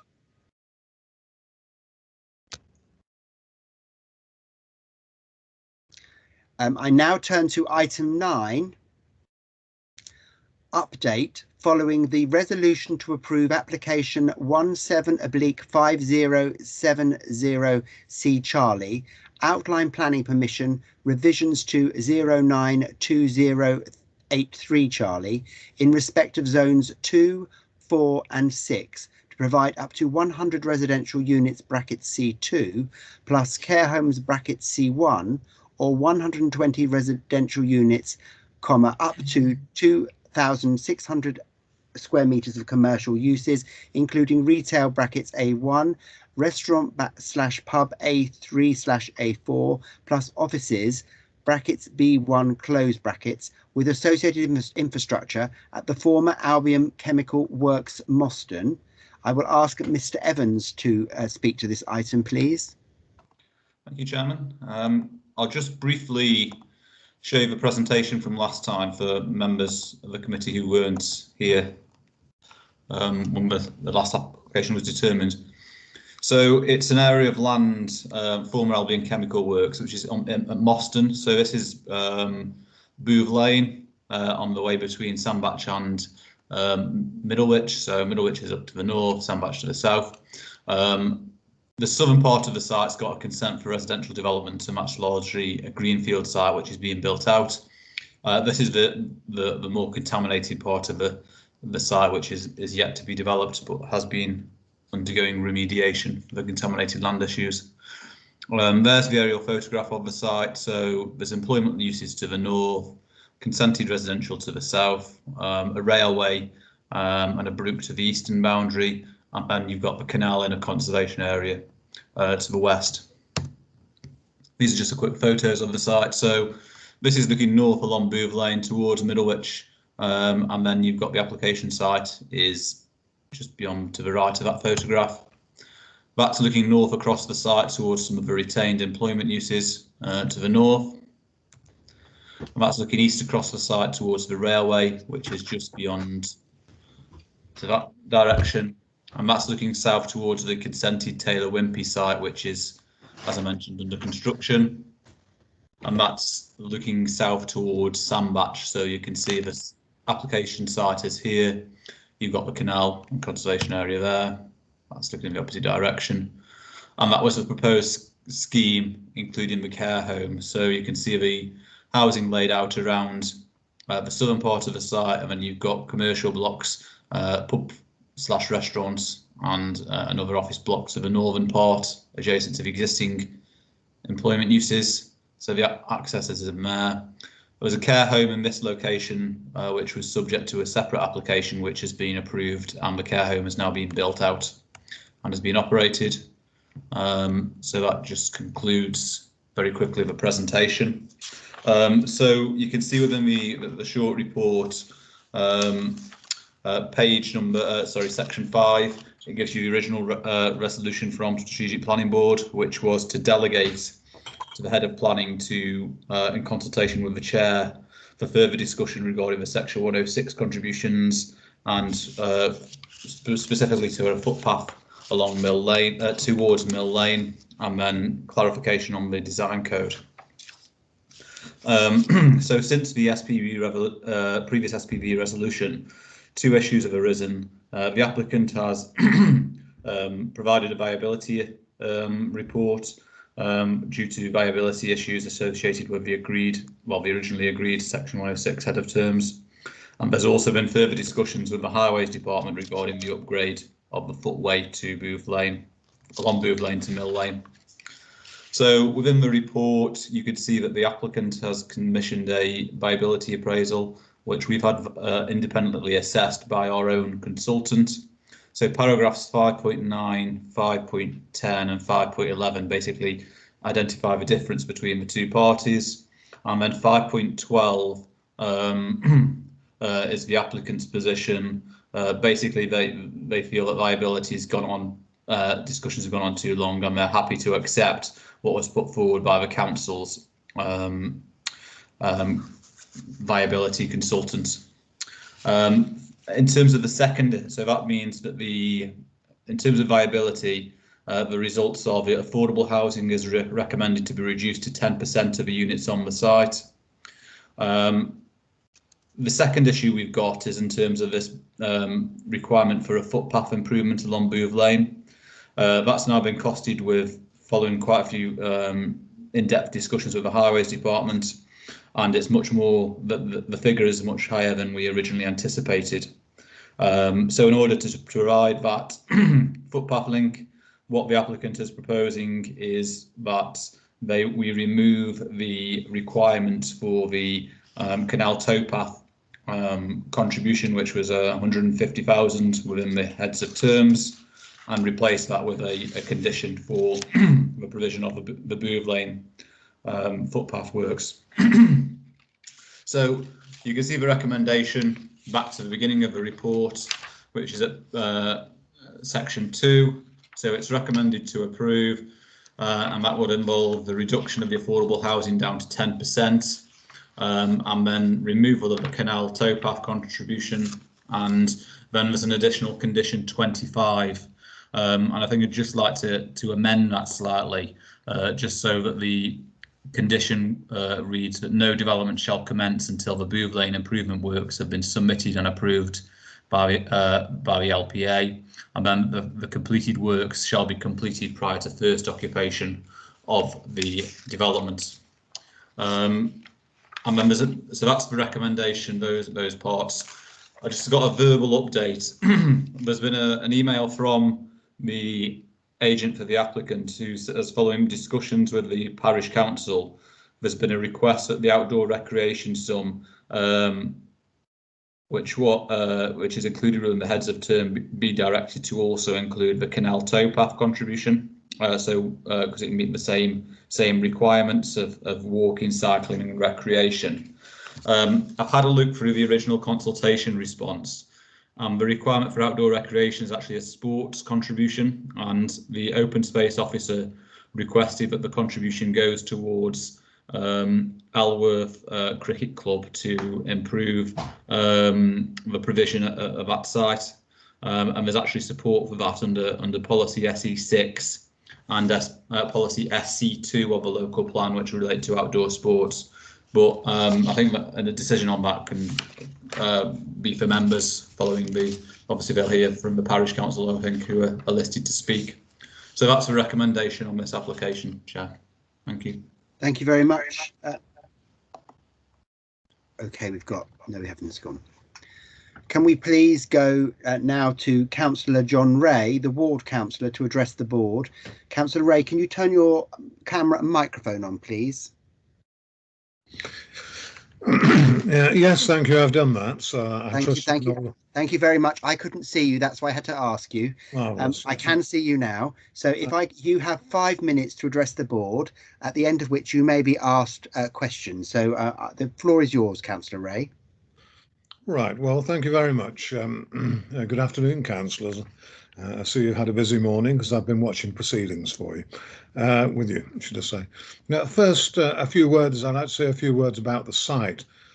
This was a former large chemical works dating back to pre-war days, known as Murgatroyds then in the past. Quite a big local employer for Sandbach, Middlewich and surrounding areas. It is located on the main road between Sandbach and Middlewich, within the parish of Moston. The site has been derelict for over 10 years and of course is a classic example of a brownfield site. Just the sort of site we as a council want to see cleared and brought back into use. The remedial work has been very expensive, I do know that, and taken several years to get up as it is today in a condition fit for reuse. The same developer, Walsingham Planning, with their representative Mark, I can never pronounce his name, Krasowski or whatever, he'll tell you when he comes on, I'm sure I've got it wrong. They've been involved with it from the beginning, and they are a local firm based in Knutsford, so that's always very useful, consistency there. And from the beginning of the whole process, they have engaged with Moston Parish Council and myself as the ward councillor. In fact, they've been very good, very fair and very open, and in the consultations all through this affair. I fully endorsed the changes to the 106 agreement before the committee today. The footpath from the Albion Lock estate along the main road into Sandbach is in a poor condition. Residents of the new estate, those that are already on there, have brought the matter to my attention many times, as well as the lack of street lighting along the road. Eventually, there will be some 400 to 500 new dwellings on this estate, plus commercial and employment use. With the proposed 106, developer will upgrade the footpath and install street lighting on the main road into Sandbach to the benefit of current and future residents, thus encouraging walking and cycling to the local service centre, which is Sandbach, as well as schools, shops, doctors, surgeries, etc. And of course, visiting Westfields whenever they need the services of the council. Well, I'll try not to detain you any longer with it. I think the other point that was brought up was the variation to do with the recreational side of things, where there was a contribution per dwelling towards outdoor recreation. Well, on that matter, which I've discussed with Moston Parish Council, and the developer, and we're all in agreement, and the Moston Parish Council, whom you'll hear from later, that it would be better if that contribution for outdoor recreation would now in fact be allocated towards the upgrade of the canal towpath, which is an outdoor recreational activity, strolling along the towpath, which connects up further to an already improved part of the towpath. So I think really the proposals put forward and the additional one that's been mentioned really is a win-win situation for everybody, particularly the residents. They'll have the outdoor recreation of the useful and pleasant walk along the towpath, which is just across the road from the estate, and also the footpath along the road, which they'll be able to use, of course, travelling to the local school, etc., and so on. So there we go. I fully endorse the recommendations and would like you to also endorse the additional bit that was mentioned earlier by the planning officer, Mr. Evans. So thank you very much for listening, and I'll watch with great interest. Councillor Ray, can you wait just to see if there's any questions? Are there any questions for Councillor Ray from members of the board? I'm taking that as a no, so thank you very much, Councillor Ray. I'm now, if you could turn your microphone, thank you very much. I shall do that straight away. Thank you. I'm now going to ask Councillor David Nixon, representing Moston Parish Council, to address the board. Is Councillor Nixon with us? I can't see him, Chair, on the list of participants. I've just found a mobile number off the internet, so I don't know whether you just want to carry on with the next speaker and see if we can get hold. I mean, it will change the order, but we just carry on. I'm sure, just checking that there's no protocol broken. If I went to the applicants before, Councillor Nixon, can I be can that be confirmed? I mean, technically the order is prescribed that the applicant goes last. What we could do is allow the applicant to speak now, and then if I did get hold of Parish Council Nixon and he was able to connect, but the applicant would then be given maybe a further opportunity to come back on anything he was to say. That is fine. So I'm while we wait to make connection with Councillor Nixon, I'm going to I will try. I'm now going to call Mr. Krasowski to to speak on behalf of the applicant. So, Mr. Krasowski, can you turn your microphone and camera on, please? I have done. Thank you very much. I can now see you. That means that you have 3 minutes, though if Councillor Nixon were to join us before, I would then come back to you to give you the last word to ensure that you had the correct representation. Thank you, Chair, and that's very, very kind. I last addressed this committee 2 years ago in September 2018, when you resolved the grant permission for this important brownfield redevelopment, subject, of course, to the completion of a Section 106 agreement.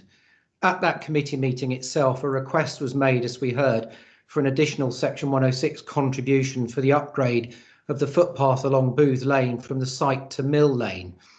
My clients, Bluefield Sandbach, have looked at this in detail and have met with the parish council and the local ward councillor, who you've just heard from, employed highway engineers to carry out a detailed design and specification for the works, including installation of street lighting, and have gone through the highway design approval process.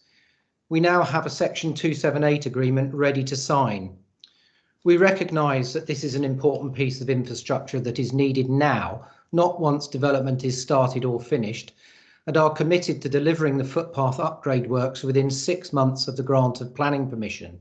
This will address an existing problem for residents of the Albion Locks development and future residents of the application site. The site is complicated and costly to redevelop. It was a former chemical works with significant contamination issues, and to date, my clients have spent nearly £3 million in remediation works. There are other significant abnormals to address, including construction of a noise bund, installation of a gas membrane, and sinking the above ground water pipes. Largely because of the high remediation and abnormal costs, the application proposals will only viably be able to deliver 10% affordable housing, but this still equates to 10 units, which is significant. To be viable, the financial contributions also need to be reduced by £150,000. We suggested that the canal towpath contribution be removed from the Section 106 in lieu of the footpath upgrade works, which are costing over £220,000. However, my clients would have no objection if the separate outdoor recreation contribution, which equates to £1,000 per family dwelling and is therefore nearly £100,000, is put towards the upgrade of the canal towpath, as this will support and encourage recreational walking and cycling by residents of the development. My clients have owned the application site for many years and invested heavily in bringing it forward. This has included the construction of a new site access and the delivery of a 70-bed care home earlier this year. A resolution today to grant consent for the revised Section 106 heads of terms has been recommended by your officers and will enable the regeneration and redevelopment of this large, prominent brownfield site to continue to deliver up to 100 residential units, including 10 affordable units, together with complementary commercial and employment uses on the balance of the site. Thank you. Thank you, Mr. Krasowski. Can you stay there in case there are any questions? Do members have questions to Mr. Krasowski about this application? Right, I'm going to speak.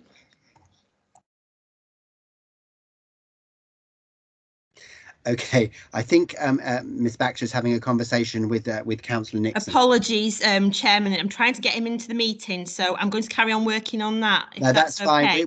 We will see if there are any questions. So I have Councillor Jeffrey, and then I have Councillor Farrell. So Councillor Jeffrey, you're first. Thanks, Chair. Hi.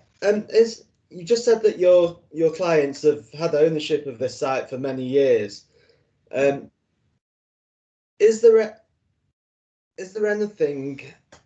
any of these additional costs which a competent contractor could not reasonably foresee? Where have these additional costs come from? It's not that there are additional costs. But obviously, my clients have owned the site since 2006, when there was still a chemical work standing on it. And so what they knew then is different to what they know today. The costs that we factored into the viability assessment are a combination of actual money spent in remediating the site over quite a few years, and further costs that have been estimated with a cost consultant and a contractor for further works, including remediation and abnormals. In fact, there is debate between our viability consultant and the council's viability consultant about what those costs ultimately would be, and we have in fact gone with the council's viability consultant and their lower costs than what we had actually put forward in our original viability assessment. But you also have to factor in the point that we're 14 years on since the site was purchased. Land values have changed, residential values have changed, all sorts of things have happened in those 14 or so years. And so what my clients knew then has changed to what they know today. Chair, can I come back? Yeah, come back, yeah. Yeah, I think my point is really that it's not as though your clients have bought a site, it's completely new to them, and the seller had withheld some information. They've known the site and its background for a long time before putting the application in and agreeing the heads of terms. I mean, my background is nuclear decommissioning, so this isn't strange to me. I would have thought that in preparing your feasibility studies to see what is a credible development on that site, you would have undertaken studies to determine the level of decontamination that's necessary and factored those costs in to work out whether it is in actual fact a feasible project. And now you've started doing some work. In fact, you've done some work, you built a care home, and now you're coming back saying, oh, we didn't get our numbers right. Or that, as you say, things have moved on, so you've not done your risk mitigation correctly.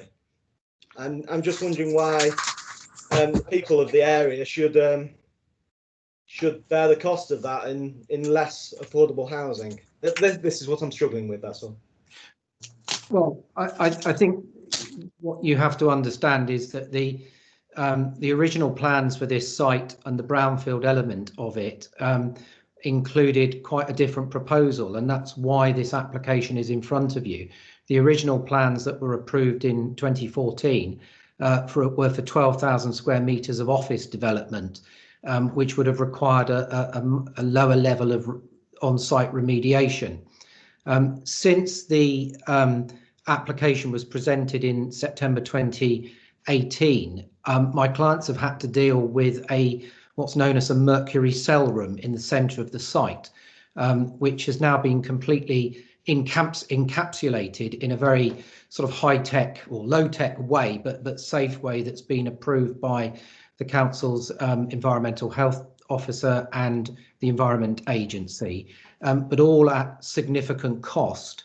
And the remediation process continues with additional expenditure required. Now, you can be critical if you like about my clients. My clients are specialists in remediation of land. That's what they do, but the costs have gone up, and that has had an impact on the viability of the development.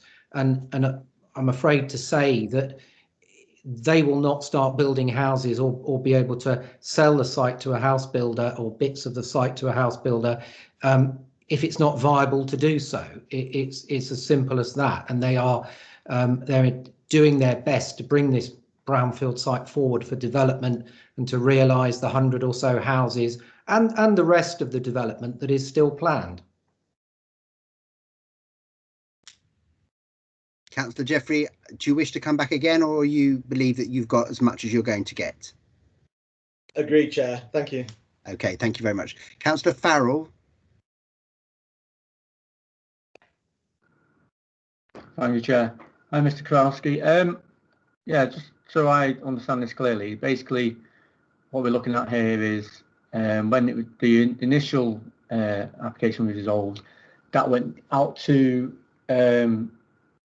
delegation with consultation to the ward councillor over Section 106 contributions to the Mill Lane improvement, and what that has resulted in is the loss of affordable housing and the contribution to the canal improvement works. Obviously, the ward councillor knows the area better than me, so if he's happy with that, that's fine. Can you just clarify? You know, it says in our report packet up until towards Mill Lane. Now, can you clarify the full extent of the works for us here? Because obviously, I think we've had an agenda item this morning talking about wording. Can you clarify the exact full extent of the works to be done on Mill Lane? Thank you. Yes, I can. So there is a footway that runs across the front of the Albion Lock site and then carries on along to Mill Lane, where it's then a much better footway.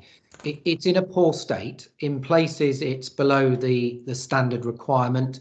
It also has no street lighting. I believe that the street lights, which were on the opposite side of the road, were removed by the council many years ago. And what has happened is that residents of the Albion Lock development, and possibly the parish councillor will speak more about this if he rejoins the meeting, but residents of the Albion Lock development regularly walk using this footpath towards the schools in Sandbach and towards the shops and services. They're often pushing child buggies and so forth, and certainly in winter's evenings or in the dark, it's not safe to do so. The footway is not wide enough. It needs a new surface and it needs floodlighting. So the works that we have come up with in consultation with the parish council and with the council's engineers effectively widen the footway in places, put a new top course down, and importantly install streetlights along the entire stretch, so that when it's finished, the footway will be lit from the Albion Locks development all the way to Mill Lane, where the street lighting starts, existing street lighting starts. The total cost is significantly more than was estimated at the committee meeting by the council's highway officer in September 2018. It is a confirmed figure. It's in the section 278 agreement that is awaiting signature, and that's part, only a small part, I hasten to add, of the reason for the revised heads of terms. But my clients are, they recognise the need for this and they're committed to delivering it. And I should hasten to add that while Mr. Evans, your case officer, has suggested a condition that requires the delivery of the footpath upgrade works prior to the first occupation of any residential unit, my clients are prepared to go better than that, and they're prepared to deliver the footpath upgrade works within 6 months of the grant of outline planning permission.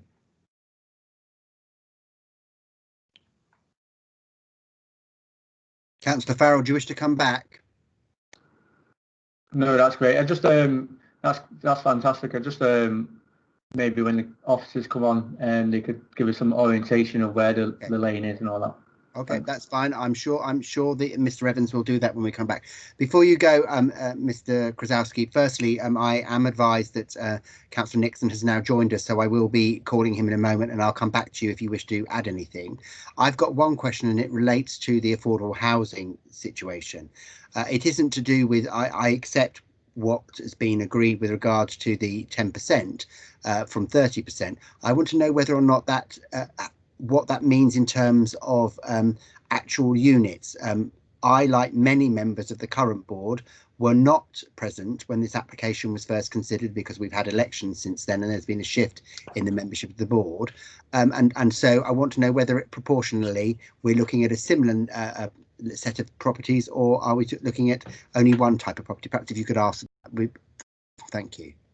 Yes, I can answer that. The intention, I mean, it's an outline scheme. It's up to 100 units, and so potentially we are talking a maximum of 10 units.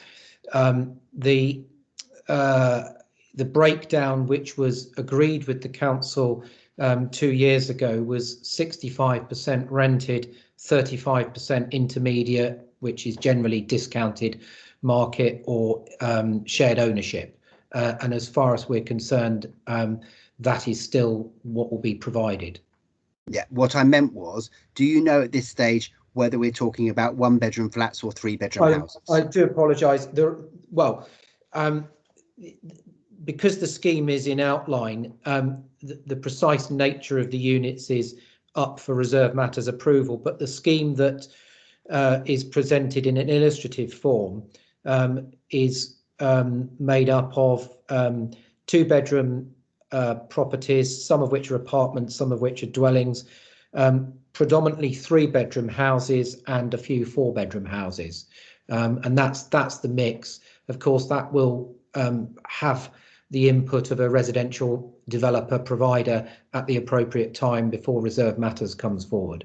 So what you're saying is that at this moment in time, the exact nature of the affordable units has yet to be agreed. Correct. Thank you very much. Okay, I'm now going to ask Councillor, so if you can turn your screen and your microphone off for a little while so we don't have a problem with reverberation. Councillor Nixon, can you turn your screen and your microphone on, please? Hello, I'm switched on at this stage. I can see and I can hear you. So therefore, you now have, if you bear with me a second, because my screen is just frozen. Yes, you have 5 minutes to address the board, after which time you may be asked questions by board members. So the floor is yours. You have 5 minutes. Thank you. Sorry for the delay. Technology got the better of me. Today, I'd like to see a line drawn under the missed opportunities and poor decisions by Cheshire East Highways regarding this Moston site. There are a few important dates. In May 2014, outline planning was granted for 374 houses on part of the Albion Chemical Works. Various 106 agreements were made, but no mention of improvements to the footpath. In 2015, the streetlights along the 533 Boov Lane between the site and Elworth were switched off as part of the CEC carbon reduction scheme. Sometime later, when the speed limit along that stretch of road was reduced to 40 miles an hour, Cheshire East Highways removed all the lights. In June 2016, the first residents moved into Albion Lock, and by the end of that year, complaints were being received by Moston Parish Council regarding the safety concerns of walking along this stretch of Boov Lane without any street lighting and the state of the footpath, which had potholes and was very narrow in places. Residents and the Parish Council contacted Cheshire East Highways on a regular basis, but no action was taken. In September 2018, when the application for a further 100 houses and a 66-bed care home went before this board, I raised the matter and it was generally accepted something needed to be done.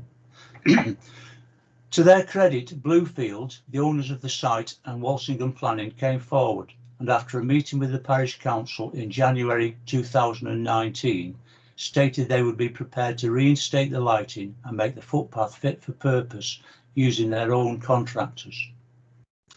During the last 2 years, Albion Lock has grown considerably, and there are now well over 100 houses which are occupied. As you can imagine, the same complaints about the lighting and state of the footpath have been raised by the ever-increasing new occupants. As a parish council, we're not privy to viability discussions.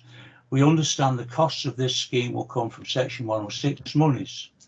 And whilst saddened to see the loss of money set aside for the canal towpath improvements, these particular safety concerns are of greater importance. They need to be addressed and quickly. Here is the opportunity. Moston Parish Council fully supports this application. Thank you. Thank you very much. Are there any questions for Mr. Councillor Nixon? I'm going to have to turn something off my screen so I can see. I'm taking that as a no. So thank you very much, Councillor Nixon, for your time. And I'm sorry about the problem with the IT earlier on. So if you'd like to turn your screen and your camera off now, please. Thank you. Thank you very much. I'm now going to go back to Mr. Krasowski to see whether he has anything further to add. Thank you, Chair. No, I don't. I fully endorse what Mr. Nixon has said. Thank you very much. OK, I now intend to ask members of the board whether they have any questions to officers.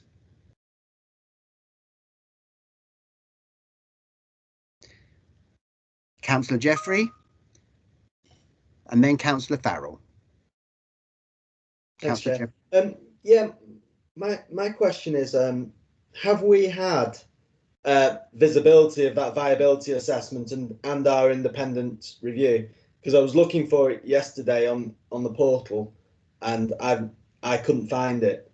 Can someone say whether we've had visibility of it? It's not in the pack. Yes, we've got the viability report on the file, and we've also got the comments back from our own viability consultant on the file, but I don't think they're visible on the website. But we have got them. I've seen both. So, but the SPB members haven't got access to that? No. Right. Okay. Thank you.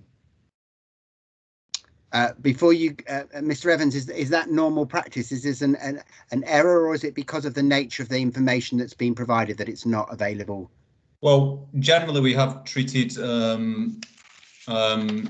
viability appraisals as confidential. So historically they haven't been published onto the website. I know the government were making noises about making everything publicly available in terms of viability, but I'm not sure it's actually come into play yet. But it's not on the website for confidentiality reasons. But so that is standard practice. It's not extraordinary if this happens. So Councillor Jeffrey wanted to come back before I go on to Councillor Farrell. Councillor Jeffrey. Yeah, sorry, Chair. Yeah, we have seen these viability studies in the past, and they've been on the portal. But I think what's happened here is this is a kind of an update to a previous application, and it's not been uploaded. But I was just looking, and in the NPPF, paragraph 57, it says viability assessments should be publicly available. I don't know whether I've misread the detail of that, but I'm just a little concerned that we're being asked to make a decision on this, and we haven't got the information to back up that decision. Thanks, Joe. Okay. We'll leave this for matters relating to the debate, if you don't mind, Councillor Jeffrey. So, Councillor Farrell, your questions.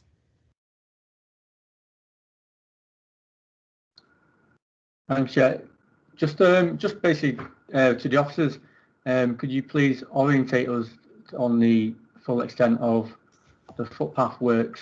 I don't want to be in a situation where we've got the wording of towards Mill Lane and it's, you know, a couple of feet towards Mill Lane, or the full extent of the path.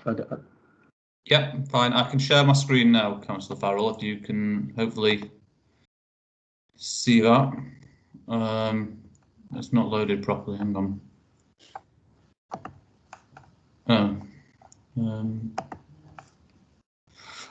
So if you can see the, That's probably a better. Yeah, I'll go back to the location. You can go to the largest possible version if you can, Mr. Evans. It just makes it easier because the screen appears to be quite small at the moment. Can you see that? Yes, we can see it, but it is quite small. I don't know if you can make it. Shall I try again sharing the screen, because it's not. I'll just stop sharing the screen and I'll try again. It didn't seem to work properly.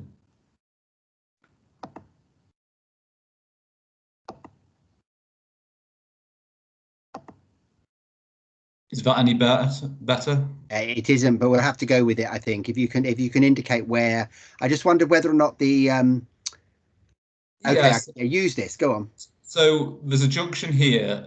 So this is the site, and then you've got that. This is Boov Lane along here, and that's the junction. I think it's Dragon's Lane here, and then Mill Lane is probably double the distance what you've got along here, further down. And it's where you get opposite the junction of Mill Lane, you start to get the ribbon of development heading into towards Sandbach. So there's clearly, I think the footway at that point is much better than this along this section here and further down. So if I can try and oh, I'm not going to be able. So just looking at aerial photograph, the site's up here, and that's the junction with Dragon's Lane, and then further down is Mill Lane here. So that's the distance involved. So it's quite a considerable distance, and you can see along there's the ribbon of development as you start heading into Sandbach, where the footway is actually of a better standard. So hopefully that answers the question. So just to confirm, that will be from the access to the new development all the way down to the junction of Mill Lane? Yes. Okay.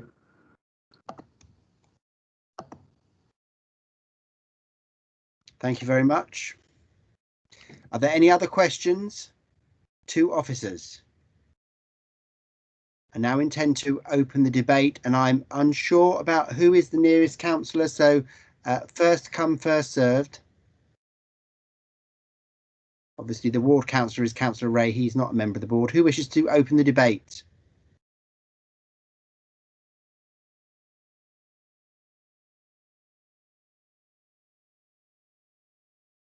Nobody?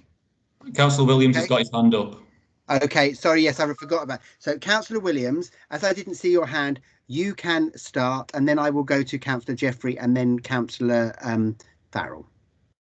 Okay, first thing, I think we can, my view is we can conclude this fairly quickly. There's been a lot of detail given to us. We've had some really good indications of the footpath and other aspects of the the development and the drawing of the line and the things that have happened in the past. So I think we can very quickly conclude this and move towards a resolution to approve with conditions. But I'm happy to listen to what the debate is. But from what I've heard so far, it all seems fairly clear cut to me. Okay, thank you very much, Councillor Williams. Councillor Jeffrey. Thanks, Chair. I'm not quite so sure in that I'm really struggling with this one. I'm thinking if they'd come to us with the original planning application with 10% affordable housing, would I have voted for it? And I'm thinking no. I'm pretty sure I wouldn't have done. I think the additional 71 grand or whatever it is for the path is fine. We quoted whatever it was, 150 grand at the original application. It's now 220. That's fine. Happy days. We got that wrong, so we held our hands up.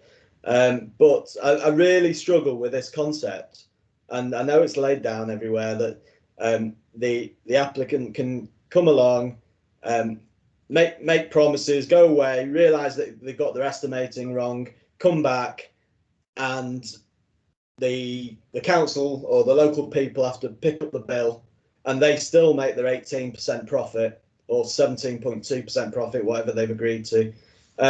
So I'm really struggling with that, and I understand that that's reflected in the NPPF and the local plan, etc. But at the moment, the best I can do for this one, I'm tempted to refuse, but best I could do would be to defer until the panel and the public have visibility of that that viability study and the independent assessment of it, because I am really struggling with this one. Thanks, Chair. Thank you very much. Councillor Farrell.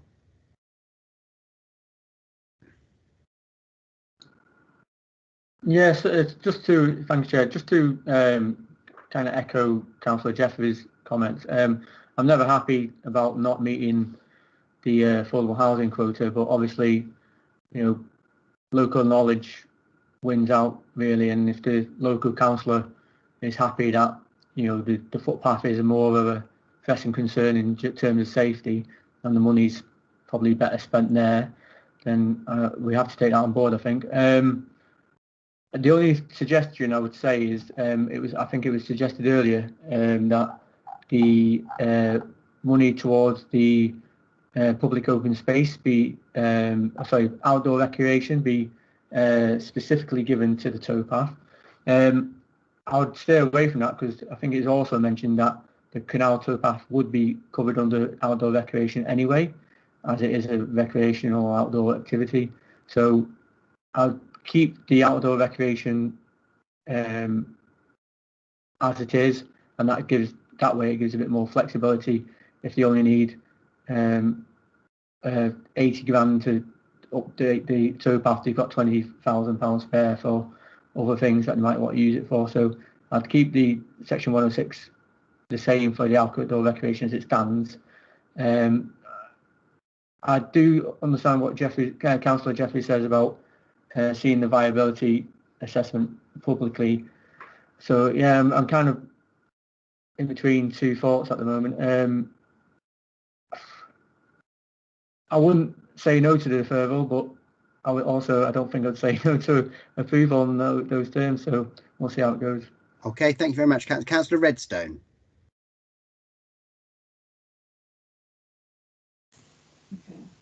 So I've just written. I think on balance, I'm convinced that this is the right thing to do, that we should approve this site. It strikes me as a very hard site to develop. There are a lot of unforeseen problems on it, and there's a real need for the improvements to this footpath, which this can pay for. So I'd go with it.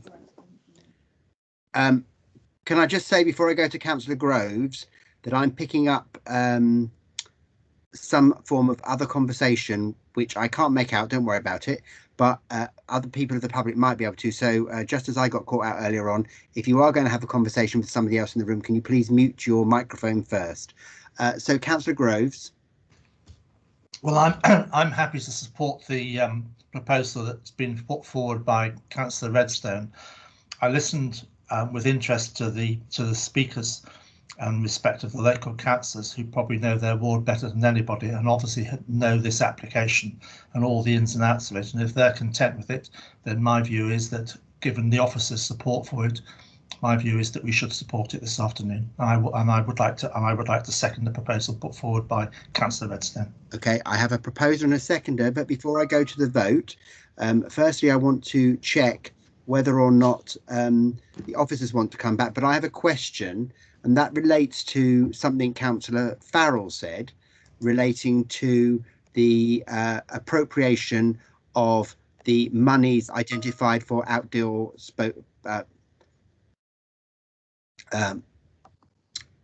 open space, and whether or not that can be used for works to the towpath, because my understanding from what Mr. Evans said earlier on is that that money has been allocated for sport and therefore it cannot be used for that purpose. Can you just clarify that for us? But also, I'm now noticing, before you do that, Mr. Evans, can I just clarify with Councillor Redstone, were you physically proposing that we adopted the recommendation? Can you just confirm that, please, for the minute taking purposes? Yes, Chair, I was. Thank you very much. And there will be a question regarding the Section 106 in a moment from Ms. Dillon. But firstly, if I can go to back to Dan.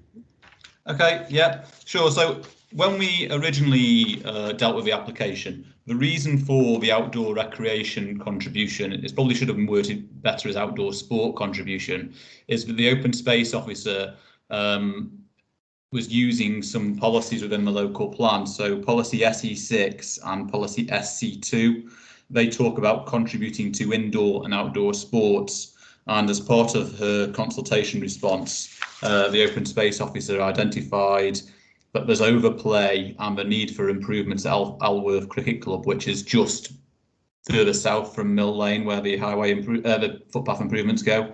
So that's where she'd requested that the sum is spent. But clearly members may have different priorities, but that's where it originally came from. And there's a policy support for that in my view. Thank you very much. Can I, before you go, Alworth Cricket Club, is it a private cricket club or is it a anybody can go along?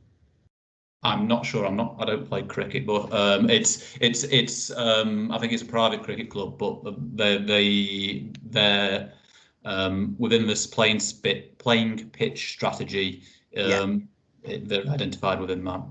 Okay, thank you very much. Members are aware of the playing pitch strategy that was adopted by the council a couple of years back now. Okay, so I'm going to go to Ms. Dillon first regarding the Section 106 agreement before I tend to go to the vote. Ms. Dillon, do you want to come back? Thank you. It was following on from Councillor Farrell's comment about money going first towards one use and then any excess going towards another. In the 106, we do need to be clear about where things are going. So we would want to define it. We would want to say that the outdoor recreation contribution shall be applied firstly or in priority towards one thing, and then secondly any excess shall be applied towards another. So when it comes to the resolution, I would like you to be clear, not about the amount, but about the directions. Okay. Not leave it to us to decide what to do with any excess. I understand what you're saying is that it would be necessary for the proposer and seconder to propose that we modify the current arrangement to say that the X amount of money, the priority should be given to the works of the towpath, and any remaining money should be used for other sport and outdoor activities such as the Alworth Cricket Club. Yes, and then those are the instructions we work to. Thank you very much. So, Councillor Farrell, can you just confirm that you will be happy with what I've just suggested to Ms. Dillon? Yes, sure. I don't think the camera's working.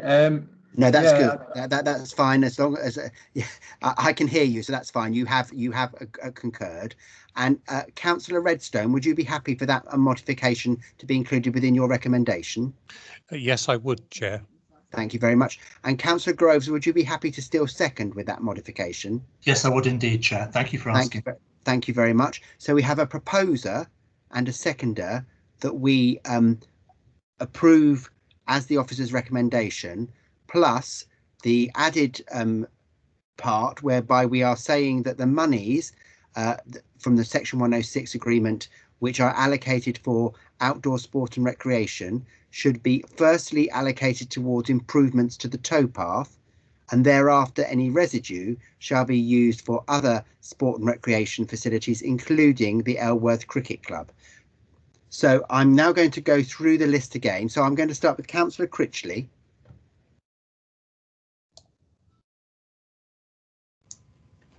Councillor Critchley, are you with us still? I think he's gone, but I'm not sure when that happened, Chair. Okay. If he is with us, he can make himself known and tell us whether he was able to hear all of the debate. I will then go to Councillor Edgar. Approve. Councillor Farrell. Approve. Sorry, I'm using the wrong mouse, so I've lost my list. And I don't want to guess. So Councillor Groves. For. Councillor Jeffrey. Against. Would you like that recorded? Yes, you can do. Yes. Thank you very much. Councillor Redstone. For, Chairman. Councillor Wetherall. For. Councillor Williams. For. And I'm also for. Before we declare that vote taken, can I just have a double check that Councillor Critchley is not with us? No, I think he. I don't know whether he's lost connection or what, Chairman. Okay, thank you very much. So that matter is approved. So I'm now going to move to item 10. I will when I can make my mouse work. Item 10 is a statement of community involvement update 2020, and I'm going to call Tom Evans as the officer to represent this item. So, Mr. Evans, can you start, please? Good afternoon, members. Thanks for... yeah, we can see you now. You That's fine. me? Yeah. Hello. Well, this item's on the council's statement of community involvement, perhaps one of the lesser well-known documents that the council holds in regard to planning, but it does have a distinct role in particular regard to development plan documents, so local plans, and examiners often want to know if we've complied with this document. So it is important that we have it up to date. I'm going to share my screen to talk through some of the changes. They are quite minor changes in some ways, and hopefully be able to see that. Chair, can you let me know if you can see my screen? We can see it, though it is quite small. Go on. Is it? Okay, sorry. Well, I'll run through it. So the council's current version of this document requires us to put hard copies of documents in our libraries and our principal offices for the public to view upon request, or to just pop in and have a look. And as you'd imagine, with the current COVID pandemic, that could cause us a problem. It did cause councils up and down the country a problem during the lockdown phase, when such activities were not appropriate. So new regulations were introduced to work around that and enable councils to forego that obligation, which is set out in the previous regs. So what it means is we can focus our consultation and engagement online where we need to. So we don't have to, but where we need to. So all this updated version of the SCI does is bring into the council's own rules that which is set out in the regulations. So we're no longer, if we take this forward, we'll be no longer obligated to put hard copies of documents in libraries and offices, and to hold public consultation events, which obviously in current circumstances may increase the transmission rate locally. So whilst I've been doing this, I've taken an opportunity to update a few small details about regulations, etc. So I'm just briefly scrolling through, and I've concluded the track changes so you can see what changes have been made. And I won't go over everything, but you'll see there's not a lot until we get down to section 5, which are the rules around how we will consult, the consultation methods. So all we've done here is remove the council's obligation to put these copies in physical places and replace them with a list of alternative methods for digital consultation. So we've done this on each of the different types of plans that we produce, and it's that simple. The important point to state, though, is that this is a set of rules which we must abide by internally. So it is, we can and should be held to account against these rules, but we can always do more than what we set out. So currently we can access libraries, we can put documents in there, but should we have another lockdown situation, we would not be able to open those buildings potentially, and therefore to keep plan consultation moving, to keep the process rolling for these really important documents that set out development for the borough, we need a means to continue the process. So we have got a mitigation aspect to this. So for anyone who cannot access digital services or struggles to access digital services, we can arrange a individual booking with those people to come to a COVID secure building or library and help them see a screen or read a document.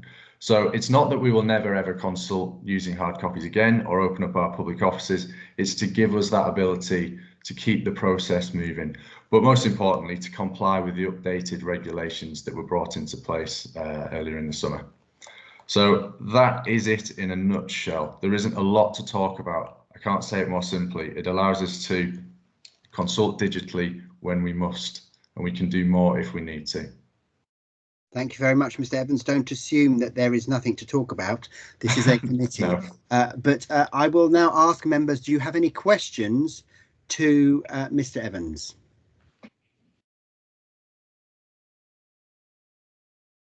Councillor Jeffrey, Councillor Farrell. Hi, yeah, there's just a few points that struck me when I was reading through the document. So, firstly, for the non-major development, a lot of the hassle I get is from neighbours of developments not having been made aware. So at the moment, I think it's just the houses with borders to the property that get notified automatically. I'm just wondering, would it not be possible to take a look or really change it to, yeah, that's the one, isn't it? Change it to a site notice and a neighbour notification. I'm sure it would be minimum extra cost, and residents would appreciate it. And I know it probably goes further than we're required to by legislation, etc. But I think a minor change would go a long way to preventing annoying residents. Also, on a kind of similar vein, there's ones like page 133, which is certificates, the likes of certificates of lawful use and that sort of thing. And the other one is page 134, which is amendments. Another thing I get chased for is when there's been a change to a planning application and the objectors haven't been made aware. I'm just wondering, is there anything we can do on these consultations just to make people aware more? It would just save a lot of hassle. Thanks. Okay. The guidance set out on development at the foot of the document directly reflects the legislation, so it goes no further than the legislation, which we're not obligated to do, obviously. So I suppose we can consider it, but it's a matter for our own decision, not in terms of compliance with the legislation. Mm-hmm. Yeah, I mean, that's what I mean. I figured that was the bare minimum, but if we put in our procedures that we're going to do the bare minimum, that's what we do, isn't it? I know, yeah. I acknowledge what you say. We can do more if we choose to, and we may do on the bigger developments, but I think it would just be a minor change just to put a sign up outside the development, outside an extension or whatever. Because you're going to visit the site anyway, so just put a sign up as far as I'm concerned. Because then the neighbours can't say they haven't been told. Because the other thing that I noted, which I've not commented on, is some of them say a newspaper notification or a sign or something. I just thought, a newspaper, really? Because no one really reads them. No one looks at that section anymore, even if they get a newspaper. So I think that's just a bit outdated to me, and we shouldn't be relying on it. So, thanks. Thanks. Councillor Jeffrey, just so you're aware, there are certain applications that are required by law to be advertised in the newspaper. Yeah, understood. Yeah. So we still have to do so. So that might be what I don't believe that we have as regularly advertise all our applications in the newspaper. But Mr. Evans might be able to advise better. Sure. That's right. Certain local plan documents are required to be advertised in the local press, as are certain applications. So perhaps people do not look at the press in the same way they once did, but we are required to do that by legislation. What we suppose we're going to move towards is a bit more of a digital presence on these things. So we'd be needing to use our social media platforms from the council's communications team to do this type of thing more often in the future, which I think is where people tend to find a lot of their information anyway. Thank you. Councillor Jeffrey, are you satisfied with the response you've received? I am. What's happening on this this agenda item? Do we make a resolution? Do we make recommendations? What's yeah, we will do, but obviously later on in the process. So this is questions to Mr. Evans at this stage. Great. Thanks. So Councillor Farrell. Thanks, Chair. I think Councillor Jeffrey's probably covered a lot of my concerns. Basically, if we're reducing input methods into a consultation, then we have to look at increasing the advertising and notification of that to the residents, because obviously lots of residents still don't use or aren't comfortable using IT. So yeah, as long as that's being looked at, then that's fine. Thank you very much. Are there any other questions to Mr. Evans? If not, I intend to open Councillor Williams, Chairman. Sorry, oh, Councillor sorry, Williams. yes, I keep forgetting that he's a Councillor Williams. Yes, sorry, the chat facility isn't working for me. Yeah, it is, and so unfortunately, that's why I'm doing the yellow hand thing again. Mr. Evans, can you to close the screen, perhaps, because at the moment I can't see everybody because you're sharing your screen. No, that's fine. It's just that that's why I didn't see Councillor Williams's hand, because it's in the bit that was obscured by your screen. Thank you. Councillor Williams. Yeah, very much along the lines of what Councillor Jeffries raised, just adding to that, really. I welcome what's been said about using digital media more often. It's a fact that people are going there for their information, but they also get a lot of disinformation from there. So I think we really need to be more proactive on there. I understand the newspaper thing because there's a statutory issue on that, but newspapers are not as widely read as they used to be. But I think if there's anything, and this is a comment that we really need to enhance, is the way that we communicate with people. I totally agree with Councillor Jeffrey. You know, we've had instances where I am where people who've been involved in appeals and have been involved in previous applications have not been informed, or post has been misdirected. And yes, I know, and I've raised this at Cabinet, and I do know that you know, human error happens. It's very difficult. I don't envy anybody the task of trying to coordinate communications across the multiplicity of channels that we have these days, but we really do, if we're going to put any beef up anything, we really need to do that, because people don't know what's going on, and what they do often pick up on social media is incorrect. And I think we really need to, and I haven't got any magic solutions or a magic wand, but we really need to beef that element up in this policy, I believe. And you know, signage is one thing. I know resources are limited, but actually getting along and talking to community groups, has got to be a lot more engagement that we do, because nature abhors a vacuum, and if there's seen to be little communication, that's where the rumour mill happens. That's where people get the wrong end of the stick. People start thinking they're not being told because there's some big conspiracy going on to keep them out of the loop. And we really need to sort of plug this one and get on top of it. So it's a comment rather than a question, but I totally endorse what Councillor Jeffrey said. I'm pleased to see that there are some ways of addressing this, but we need to go way above and beyond the bare minimum. Thank you very much. Is there anything you want to come back on that, Mr. Evans? No, just to say that this approach does allow us to go above and beyond. Like I said, this is the bare minimum that we are required to do. We can go over and above this in any given circumstance where we find it appropriate to. And I think that the reliance on digital tools does give us more options as people move towards more towards that way of communicating, whilst obviously mitigating for those people that can't access those services. So we've got a new consultation portal, which we're well, it's not a new consultation portal. We already use a consultation portal online, which has been upgraded to make it more user friendly, and we've got a lot more compatibility with our IT services too. So we've got different tools that we're hoping to test over the coming months about how we present planning information, particularly on local plan documents. So yes, it's just some reassurance that the ability to access planning documents is the fundamental point of this, and that has not gone away, but we'll be enhancing the digital aspect of it, particularly over the coming months, I suspect.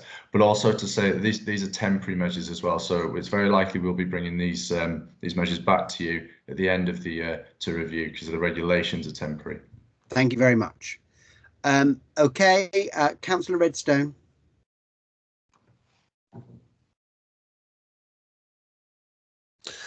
I just want to endorse what's already been said, really, but to bear in mind that large parts of the ward that I represent is also aged, people over 70, and they also are isolated because it's a very rural ward. And I think that in the time of COVID, many of the lifelines that they relied on have been cut already. And it really is so important that what you do is inclusive, both for people of age, but also of disability. And I can't emphasize enough how important this is. But,